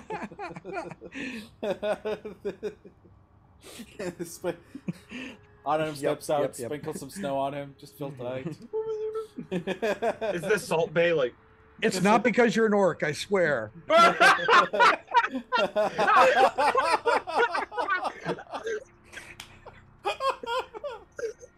Okay. Wow. Love you guys. Alrighty. Honor and Varys, what would you guys like to do? Varys, when he saw Bassoon leave the hut, Varys just sat down and was like, I've had enough of that dude. And he's just not doing anything. Alrighty. And I'm inside the hut, so I didn't. Well, actually, we can see out. Yeah, you can see out. You just can't see in. I'm watching this shit show outside. I just sit back down and take my. Soon's going to take. Right, I think I'll break it because that's a 19. And you're just gonna sit there in the snow. And say, go ahead. Sorry. He'll say hoarsely.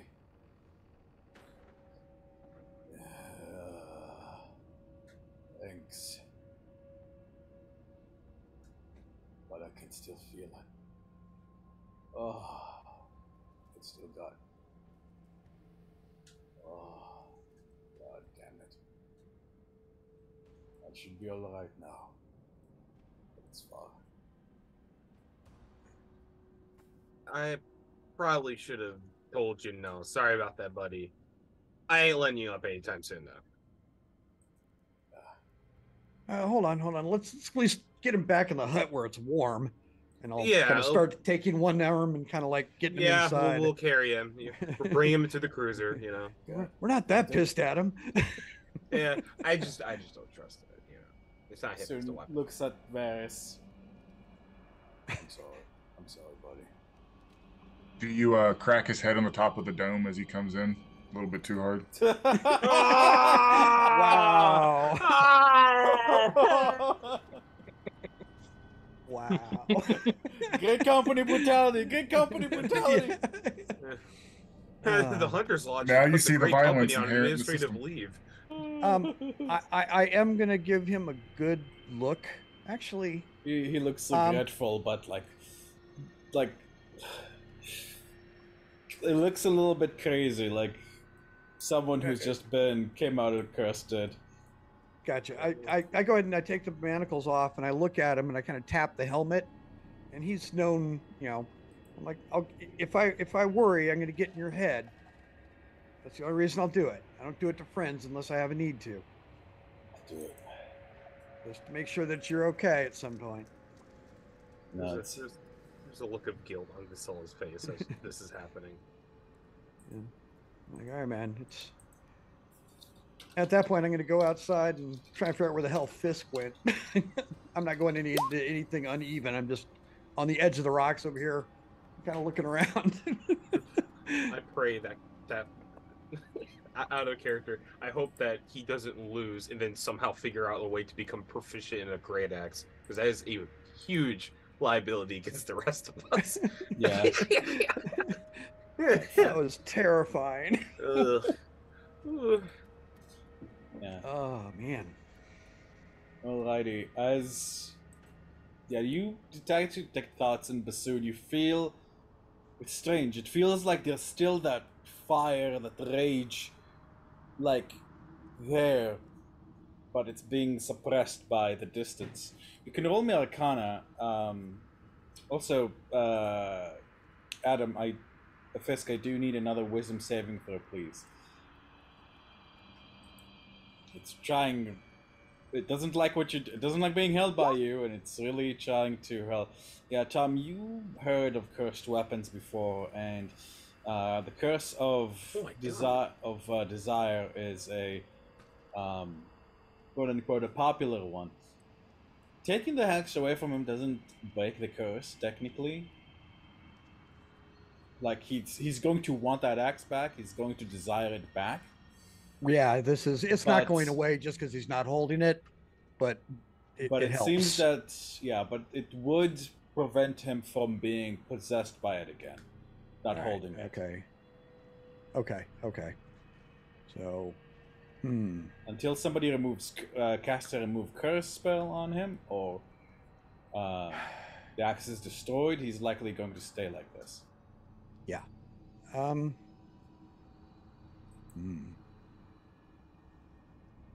Right, Fisk, will save with advantage again, please.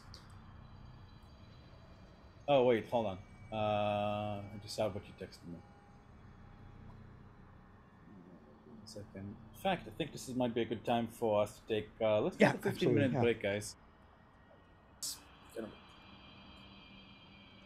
Yeah, let's. So welcome back, guys. As Tomajan, you were detecting with Bassoon. The Bassoon is still under the effect there, but Fisk, you don't need to roll me a wisdom save as it seems that you use your next turn to cast protection from good and evil.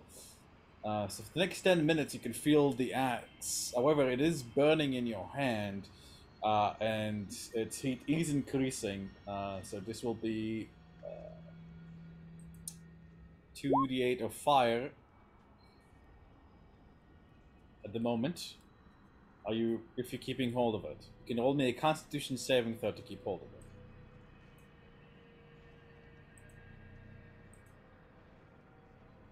I'm gonna keep going as far as I can before. Sure, you just need that concept though.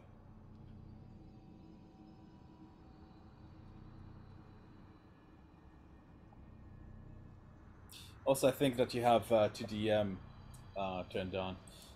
10, Fisk, the heat burns your hand and you're forced to drop the axe. It sits in the snow, hissing, and you sit melting in there. Okay, so wherever that happens, I will stop, spin around, and go back to it. I'm going to summon the spear. And I'm going to grab hold of it with both hands as I stand over it. And I'm going to bring the tip of the spear down to the eye on the head of the axe. So it's just hovering above its eye. And I am going to cast Divine Favor on myself.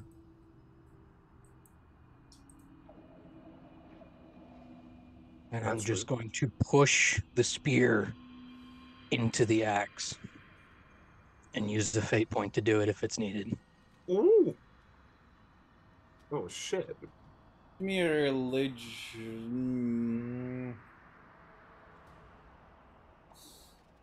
Give me a religion check first.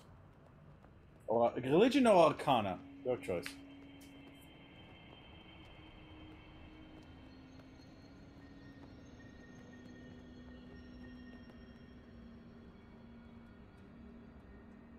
Xavier is like, yes, split it wide open.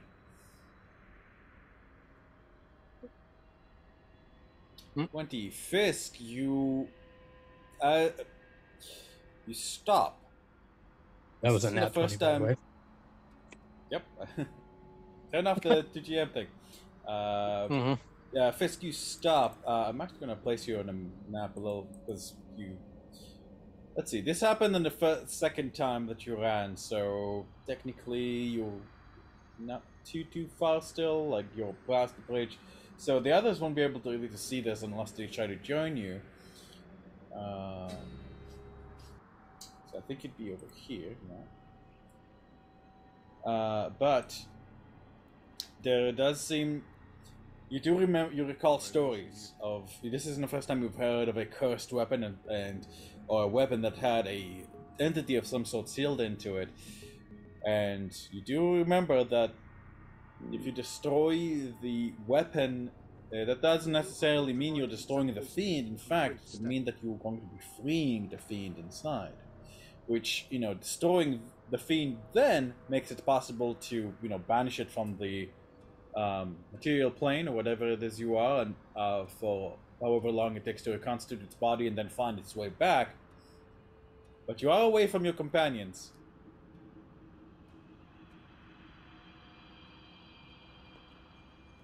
There are ways to destroy a fiend weapon without breaking its seal, without, letting it out first. But those would involve some pretty powerful magic. In fact, you realize, Fisk, that you get the feeling that your intuition might be correct, because it almost feels like it opens its eyes wide open to allow you to stab it better. In fact, you feel like you said you could practically taste its rage that you're hesitating. Internally, I'm having this monologue with Zabiel. Zabiel is hearing and seeing all that Fisk knows about this. You can destroy it. I will back you up. I will strengthen you. This fiend must not be allowed to persist. He will be wiping out one more mote of evil from this plane. Let us banish it from the foul depth from which it emerged. Banished from here.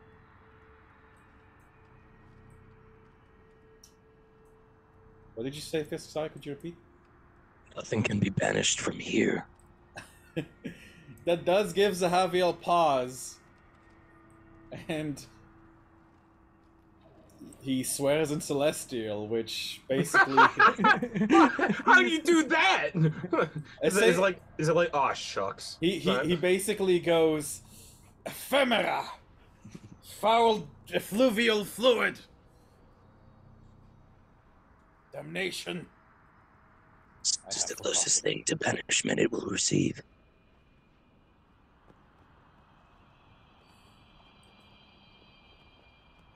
What if the water? You still have it.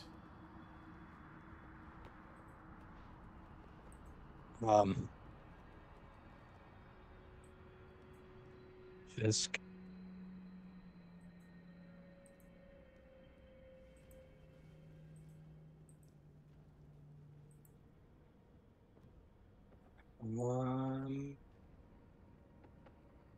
Give me 1 second. Yeah, no problem. Pulls out a vial of water from the pool. Why? I'm trying to get your the rat out, Honorim, onto the map he's in, but I can't find it. Could you drag it out for me, please?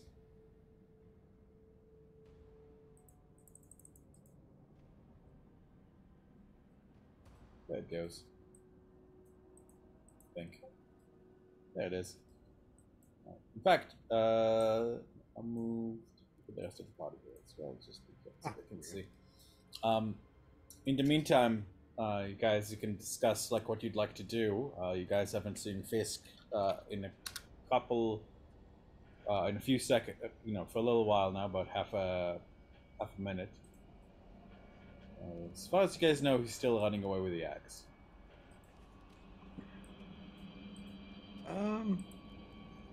Anything happen all the time, guys? Like, yes and no. Tarman's gonna try and make his way to where he saw him, but this is Fisk, so I don't know.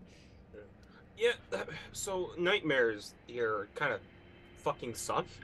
Sometimes people might, end up trying to hurt someone else because of whatever illusion put forth from the nightmare. So I guess that's what happened to Varys, but that axe is new, so. Should we follow? I looked to Tarman. Should we follow him, or does he come back? Is this just something he does? I'm concerned, and I'll go with you if you want to follow him. Please, I don't want to leave my friend out there alone. All right, I'll go with you. I'd welcome anybody else coming, but I'm actually going to DM. I'm going to use one of my 5th level spells to resummon my That takes Griffin. 10 minutes. Never mind, I always forget that. Why can't I have the cool shit? No, it's fine. It's fine. We can walk. It'll be more fun to walk, especially because I can only, if we're all going, I can only carry a couple people. Yeah, I won't do it. I'll stay here with Bassoon. All right. Just so no one's alone by themselves. Now you really can't see in the dark, right? You're one of those. Me? I pull out my Moon Touch Scimitar and it casts light. Oh, okay. All right. I just want to make sure she can go around. All right. And then I just start ahead of you, swinging it around and shit. World's strongest lore bard. Yeah. So let me see. Pull out my drums and drop a beat. Honorim, do you? So one moment. Honorim, do you also follow? Varys, same question. I'll be staying with my hut there. Back yeah, I'm in the hut. Yeah. I'm not. Oh, I'm that's not going. all right. Sure. In that case, coming with Varys. In fact, Varys is actually going to try to go to sleep. Yeah. All right, no problem. In that case, Duncan and Ptarmigan, you two are the only one who are following Fisk. And I'm just going to make sure he doesn't go alone. So I'm going to follow your lead, Ptarmigan. All right. Just I'll remember, say you guys arrive there because you guys are significantly slower than Fisk. I can say you arrive there in about 30 seconds. Fisk, hold on a moment. So Fisk, you pull out the water. And Zahaviel will go, yes. This is the right thing to do. Fisk is going to say to him, "We wait for the others. Hear what they say." No. Give me a wisdom saving throw. He's going to attempt to force his control over the body. Uh-oh. This must be done now. I will use a fate point. Am I there yet? Not quite I will yet. use a fate point to essentially Push him like down. force immediately. my will so hard that it like shrinks him down No. and- No. and force images of the angel of the abbot. Ooh. Oh. That shuts up. Like as you so because you win. I'm gonna say because you win that. Very much so. Please put down somewhere in your notes because that was a pretty smart use of it. Go ahead and give yourself. Next time that you guys have a will fight, you will roll with advantage. So go ahead and put that because I really like that. You fucking stun-locked an angel. That's amazing. Yeah. So for the next hour, Fisk is going to be like dormant. In the arms. You feel the of an divine presence retreat. And as you congratulate yourself and approach the axe, and look towards the axe, you see like it's covered in steam now. Like a cloud of steam is emerging from it. And Tom, you and Duncan arrive to see the area very much covered in steam. Feeling that after doing that, Fisk will immediately back off and stop and quietly say again, "We wait for the others." And I sit and meditate until Duncan and Tarmingen come. As you sit on the cold ass ground, Just like in something. front of the axe. Yeah, you have very high passive perception, so something immediately feels strange. You feel a pulsation through the ground from the axe, propagating through the snow. It is.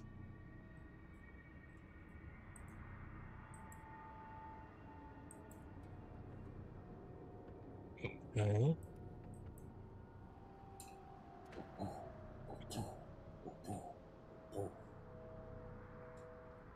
Like you even see the steam rising, like in beats. Like... So I get close. Do I see and sense this as well? Yeah, you see It's that that you plane? guys. Yeah, you see the mist. And as The you steam approach, size. Fisk just holds up the vial of water. Yeah. Best we could think of. The snow begins to rumble. You see a like a massive disturbance of snow, a line of steam making its way towards the pulsation, like. Back. And I need you guys to roll me initiative. The three of you, please roll me initiative as the snow explodes over the location of the axe, and you guys see a gigantic centipede-like creature. Steam erupting from its back in great gouts. It seems that the axe has summoned a Remoraz to its location. We didn't get a long rest, did we? No. Nope. Of course not. Cool. Find my... Alrighty. I will say that... How long did it take us to walk here? Only a few... only about like about half a minute. Yeah, half a minute. Yeah, because For this... 5 rounds? Yeah. So I will say, that explosion was pretty loud. That explosion and roar was pretty loud, and really not that far off. So, I believe you can hear from the outside, inside the tent. So I'm gonna say Honorim, Bassoon, Vasilla, and Varys. You guys are all immediately aware, like all hear that shit. Like there's an explosion and a roar from where Fisk went to with Duncan and Tom. So, you know, probably something bad happened. Alright, then get that initiative. Duncan, and Fisk. I can't select my characters to get an initiative, but I'll roll, and then you can put me where I belong. Yeah, no problem. Alright, that's the Remores, and I'm going to put you guys on the edge of the map so you guys can roll your initiative. There's Ferris, and Honorin, and... Actually, never mind. You guys don't need to roll initiative quite... Actually, yes, you do, because you need to like decide how you get there. Never mind. I'm gonna say like maybe in the third round, but I believe your speeds are about the same. So I did 2 GM. Why did I do that?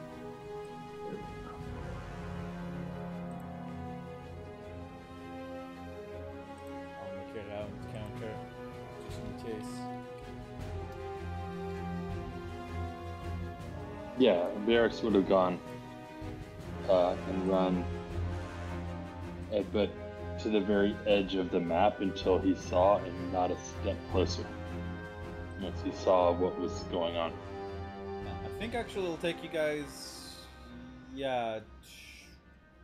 2 rounds, because this happened in the beginning of his first round. So like he got a long way, and then he got a little ways.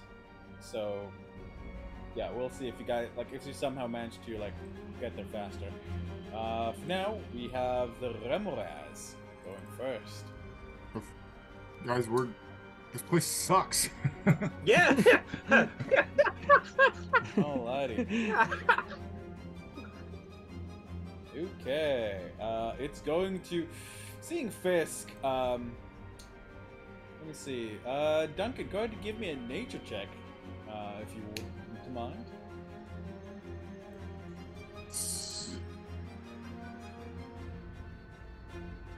I'll say because you're a low bard, you can kind of do it as you recognize the creature. Unfortunately, you're too startled and tired to really think about it. All you see is this big fucking demon centipede covered in steam. I just woke up in a coffin, got attacked by a guy that I was sleeping in a hole with on the side of a cliff, and then the fucking Remorite attacked me. Just a Tuesday. An average Tuesday. Oh yeah. It's going to make a bite attack against Fisk. Cutting words to remove whatever from the attack roll. Is it from the attack roll or damage? Either it's my choice. I have to call it first, so I'm calling it from the attack roll. Alright, with the attack roll, bro. I don't think that hits Fisk anyways, Fisk, right? No. So from a meditating position, cross-legged, he does the full stand up, steps aside. Nicely done. Right, it's going to attempt to swipe at you with its gigantic tail.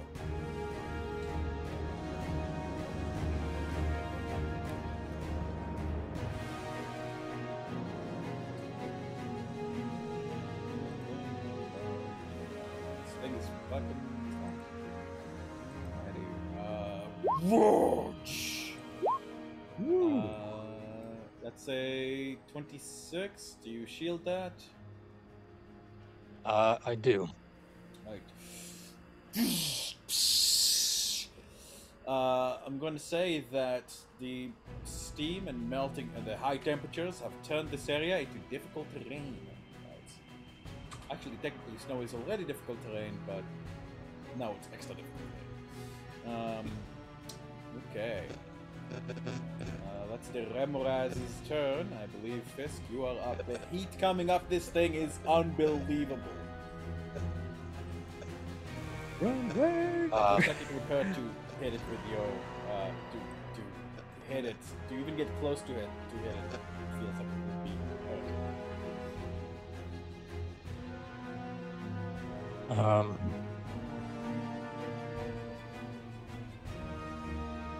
I think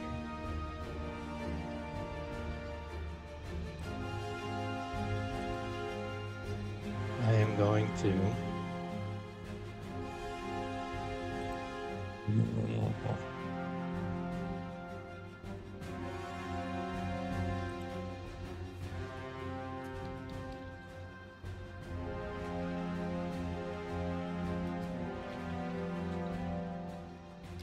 Yeah, I'm gonna do it. I'm gonna cast Protection from Good and Evil on myself and pick up the axe and start backing up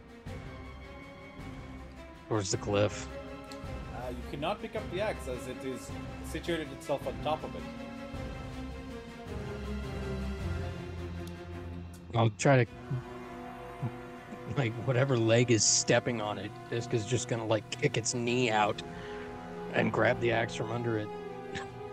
You can't. It's literally physically on top of it. It's not like with one leg on it. It literally is like on the axe, like a chicken sits on an egg. This is a gigantic creature. You can't just kick its leg out. Okay, then I will cast Protection from Good and Evil. I will keep Divine Favor up. You could. I will say, it's not like, you know, on the ground. Like it's. You could attempt to like go beneath it and grab the axe, although you will basically be it's like that scene from Metal Gear Solid 4 in the microwave hallway. You'll be cooked. Why do I know exactly what you're talking about?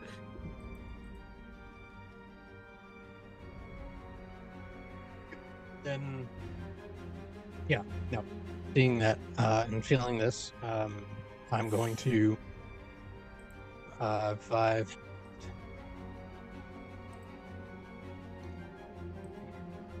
35, flank around the Tarmjan,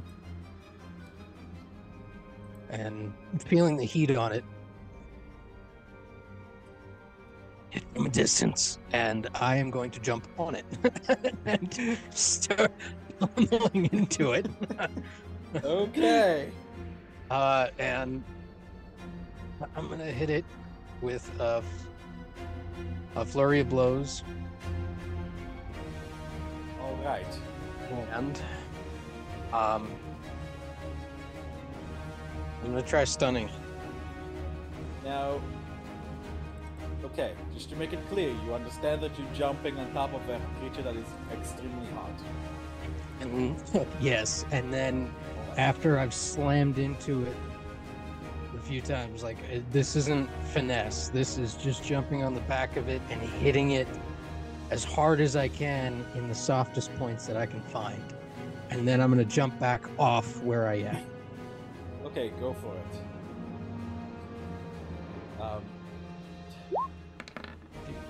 1, 2, 3, 4, 5. 6, 7, 8. So these are at advantage. Alright, you are going to take 3d6 fire damage for each of those, as per the Remoraz stat block. 3d6 fire from each? A creature Okay, that touches so that's the Remoraz or hits it with a melee attack while within 5 feet of it takes 3d6 fire damage. I will say, okay, how about this? Like, you hit it twice, and you're going to feel the heat off it, and then you can decide if you want to keep hitting it. Alright, let's do that. Alright, Do it. 3d6 plus 3d6. That's 19 fire damage for the first 2 hits. Okay. I am also going to...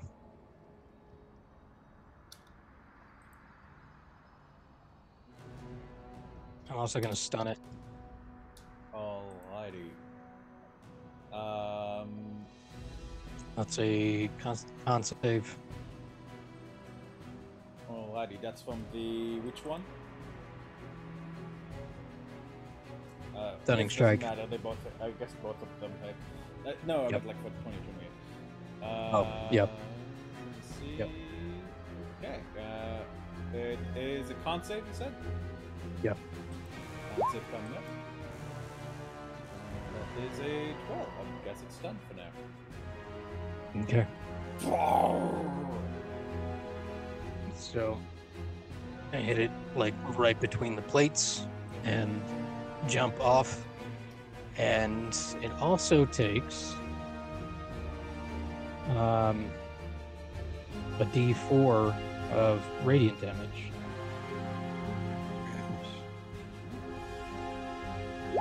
For each hit. An extra 5 points of radiant damage. That's my turn.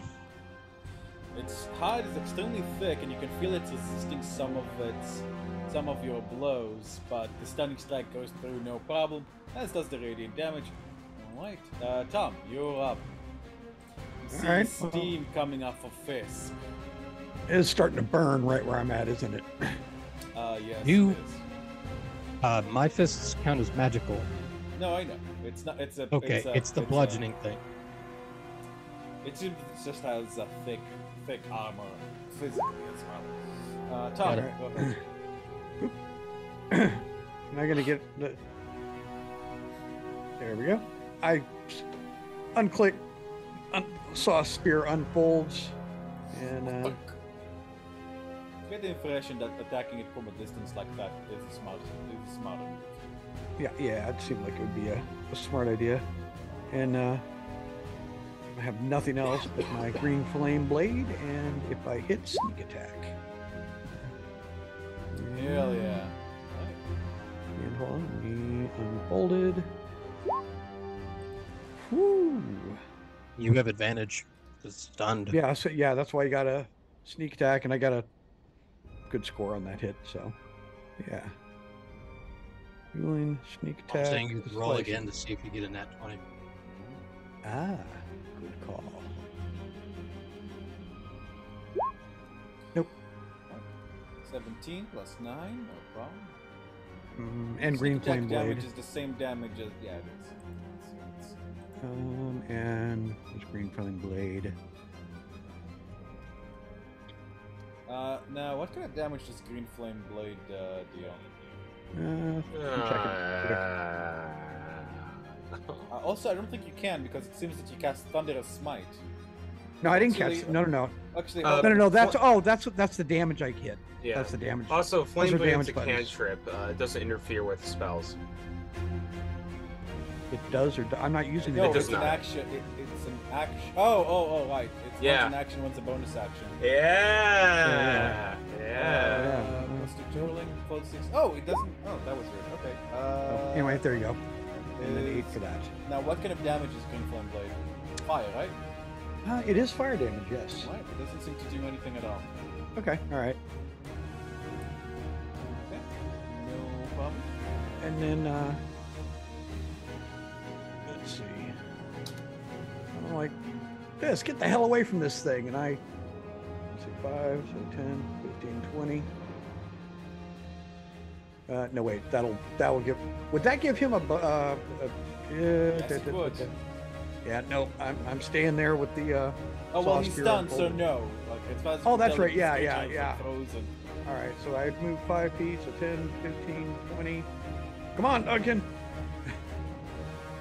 25, and yeah, I'm booking it back up the path. Let's get the hell away from this. Duncan, you're up. Seeing this jump out of the ground, Duncan screams, "What in the bloody fuck?" and then casts Polymorph at 5th level for a DC 17 Wisdom save. On the... Yep. On this? Yep. Is Polymorph Oops. a touch? I don't remember. No, it's 60 range. feet. God It's forbid 60 if it's feet. touch. Ugh. Frog. Okay, let me see. Polymorph... Creature you can see within range, an unwilling creature must make a wisdom saving throw. DC 17. Remember there was some kind of limit on CR. Equal to each other. Equal to or less than a target. Okay, you can do this. What are you turning it into? Let's see if it works first. Alright, sure. Wisdom saving throw coming right up. That is a 13. It's a very small pygmy yak. Yak? Yes. A sleeping yak. Basically a cow. Basically a cow. That's hilarious. For role Okay. playing, he's a big fluffy yak. Like, Oh, that's adorable. the damn thing shrinks and it's like, boop, boop, boop. And it becomes a red and blue yak. And then I scream, "Run!" and I'll go 60 feet back towards Tarm. Or 30 feet of my movement, I mean, back towards Tarm.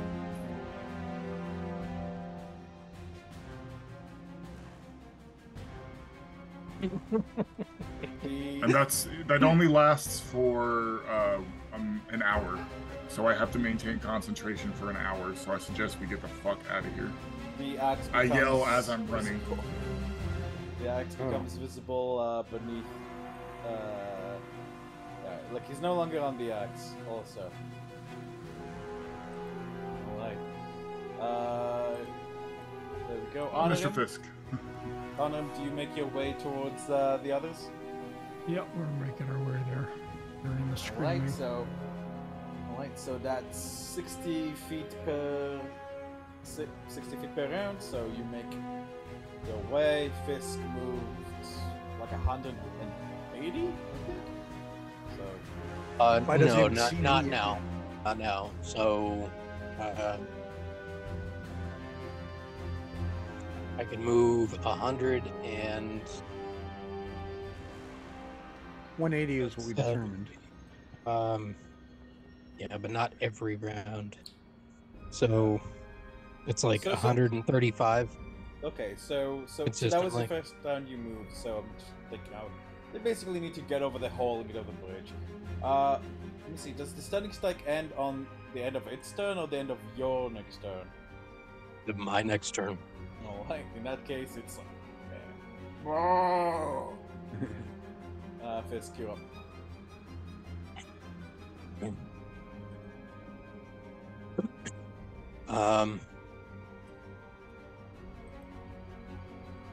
Duncan, did you move out of there? You Shooting start booking it 60 out? Yeah, but the map ends, but I'm going 60 feet. He's actually with past Tarmy. me. Yeah, he's Yeah, past okay. me. Or 30 All feet. 30 feet. I, Sorry, I 30 feet. just, I still see you on the map right there. And I'm like, okay. Pretend he's no longer there. All right. So I am going to fucking cast protection from good and evil on myself one more time. Grab and as I'm doing that, rush out, scoop up the axe, and keep booking it at the same time. Alright, the Back axe towards- is incredibly fucking hard from being under the goddamn Remoraz and from its own heat. It's gonna be 48 damage, buddy. That's fine. That's 13 points of fire damage, Fisk. I need you to roll me a Constitution saving throw to keep a hold of it.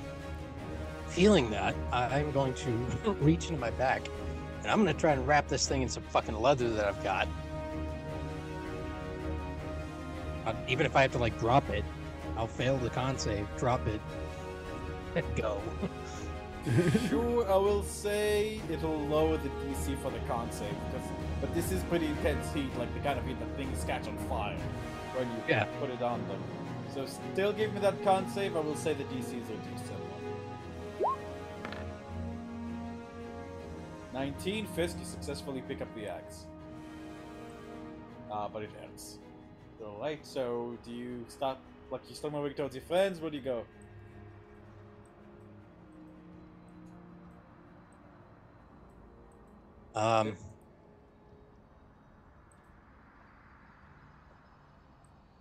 Fucking. I want to go back towards Bassoon. I don't want to go towards the yak.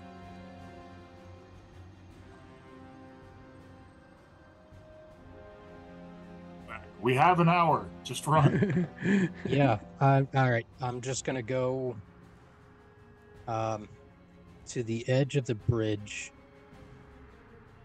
on this side and let party be on the other side of the bridge. It's my turn.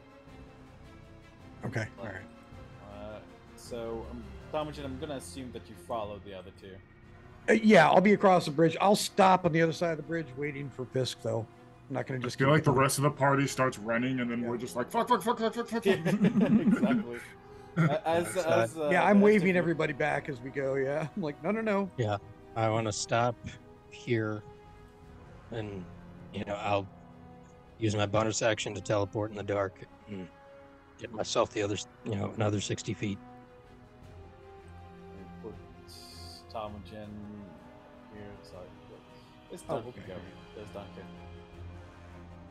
Because he began level first. So Fisk, you're here then, and you have the axe. You guys leave the confused ox somewhere behind, and he said lasts for an hour. Being a creature, probably doesn't know how to break that, so it's just going to be an axe for an ox. Very confused one. I will say to Tarm and Duncan, Soon does not cross the bridge until we decide. Seeing him sitting there holding this steaming axe, Burning. I'm assuming Like there's the there's snow right here, right? So I'm gonna help him shove it in the snowbank. I'm like, we don't touch it, let it cool off, and yeah, let's figure out what we're gonna do with it. So I suggest we move. Let's go somewhere, literally anywhere else, far away from this Remorat. As soon as we can help with this thing, yeah, let's get the hell out of here. Does this thing seem to be cooling off? No, it doesn't seem to be cooling off.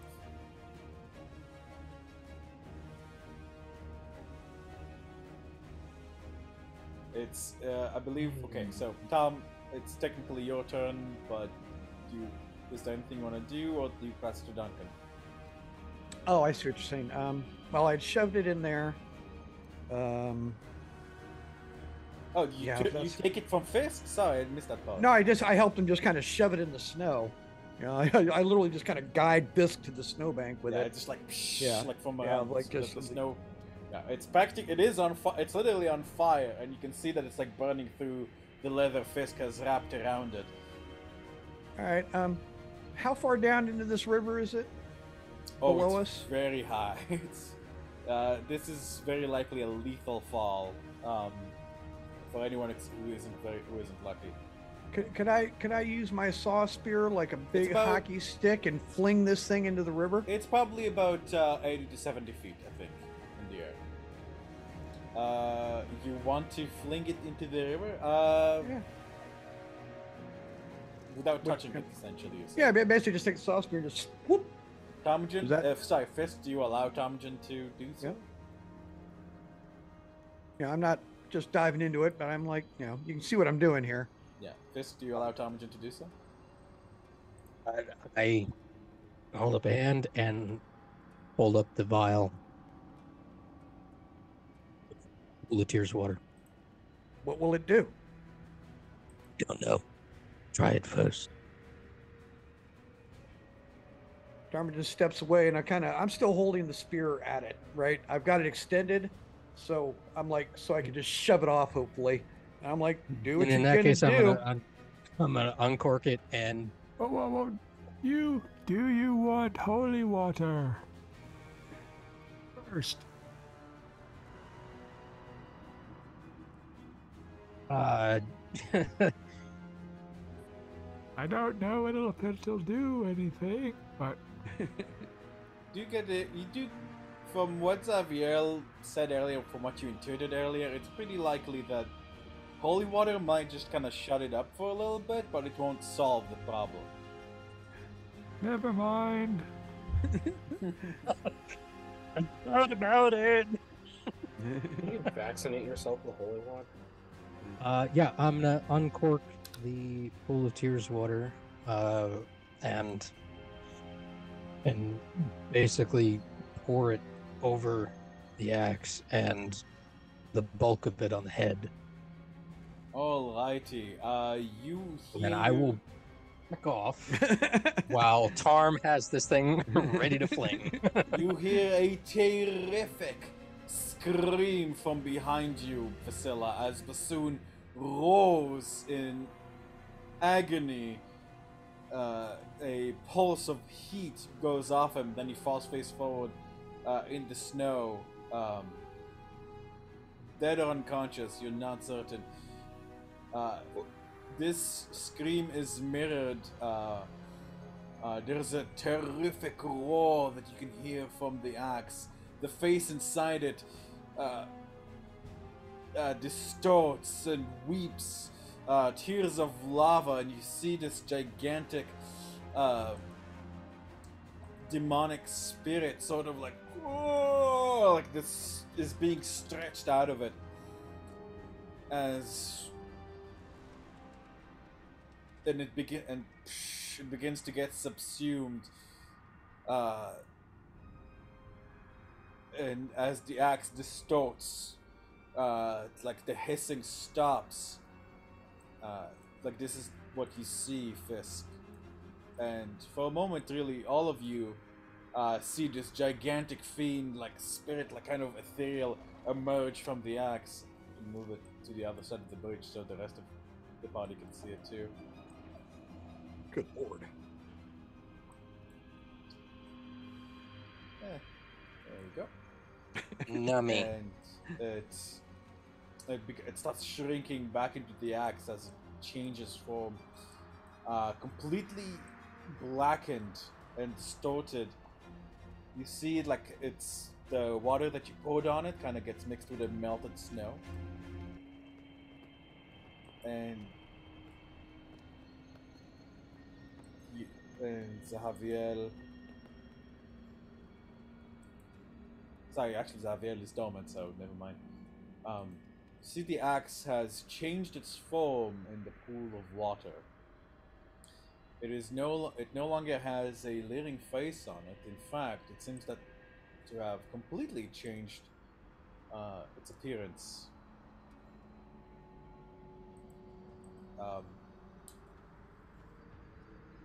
It seems that the pool, the water of the tears, had some kind of altering effect on the axe or the entity and the power within.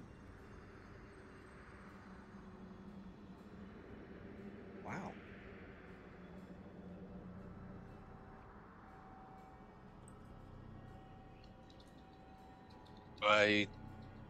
Or does the Javiel sense, did Tarm sense anything coming from it? Is it gone? I mean, it's... Yes, you sense, as you pulsate divine sense. This actually feels celestial. You can feel, it seems that the water has soaked into it. As an act of faith, I'm gonna reach down and take it. It's still a great axe. Yeah, it's not something I would use. I just No, pick it up though. No, yeah. Gotcha. Do with an axe, really? No. But you see now like these like raven feather like designs on it, and these strange runes as well, and you get a sensation that from the same sensation you got from the water when you dipped into it. Right. It seems that an essence of the Raven Queen exists in these waters. I hand it immediately to Fisk. I don't know if he'll feel it or not, but that's kind of the thing. And I'm like, now we give it back to Bassoon. The sensation of the divine coming from it. There's no more trace of the fiendish entity. One eye green, one eye yellow. Now we give it back to Bassoon. And I dart back across the bridge. I go up to Bassoon, take it, and to the rest of the party, we need to leave now. And I'm making sure that everybody's across this bridge safely, and yeah, it's like we go as fast as we can, as far as we can, and then we sleep. And I would know when the spell drops, so I will point that out to everyone. Just be like, okay, we got problems. We'll say that I'd like the party, from the vanquishing of the Axe of Mortus, as well as allowing for its rebirth, the party, let's see, will gain a point of inspiration. Remember, you can only have up to 2 points of inspiration. So, mark that somewhere. And good call, Fisk. I think this is where we'll end tonight's session. I was fucking crossing my fingers that whole time. I was ready to just kick it in the river and go. Alright, so let me... Yeah, good job, guys. That was... That's the epitome of, like, it's somebody else's problem. You guys are so goddamn efficient. Every time there's something like this, you guys immediately take care of it. I'm not complaining. I think it's awesome. I just think it's funny. Like, can we claim a long rest, or are we going to go through taking watch again? No, we'll sleep in. You can't claim a long rest quite yet. But yeah, that's going to be our test. We're going to get the hell away from it as far as we can until we collapse, and then long rest. So. Yeah. Well, guys, that was some good, a good ass thinking, as well as that. And I'll say, in case it wasn't clear what was happening, it was using the steam and the pulsation through the snow to try to summon the Remoraz to it. Yeah, no, that was pretty brilliant. I was like, okay. I have to say, pretty clear. Yeah, and I've been playing D&D for a while, and I've always wanted to turn like a giant or a huge monster. I've always wanted to hit a polymorph on something, or like a big, awesome. boss fight like that. It's amazing. Yeah, I've always wanted to do that. That went off amazing. It's gonna be that for an hour, right? An hour, yeah. Doesn't it like stay that form permanently if you keep like casting it or something? There's a true polymorph, which is a little bit different, but polymorph is just you're that thing until the HP for the yak hits 0, and then it reverts back to or an hour, and then it reverts back. So if somebody would have hit it, if it had 10 you lose concentration, or I lose concentration, which is why I got fucking. I gotta wonder, was the thing trying to just headbutt into the ground, trying to roll away? It was basically trying to do that, but it didn't have enough time. Yeah. Like if Fisk would have dropped it, like that might have happened, and then it might have, who knows what could have happened then. Well, that was fun. I'm gonna go ahead and head out, guys. But all right. Glad to had a great glad to play again. It's been a minute. Yeah, no doubt. Yeah.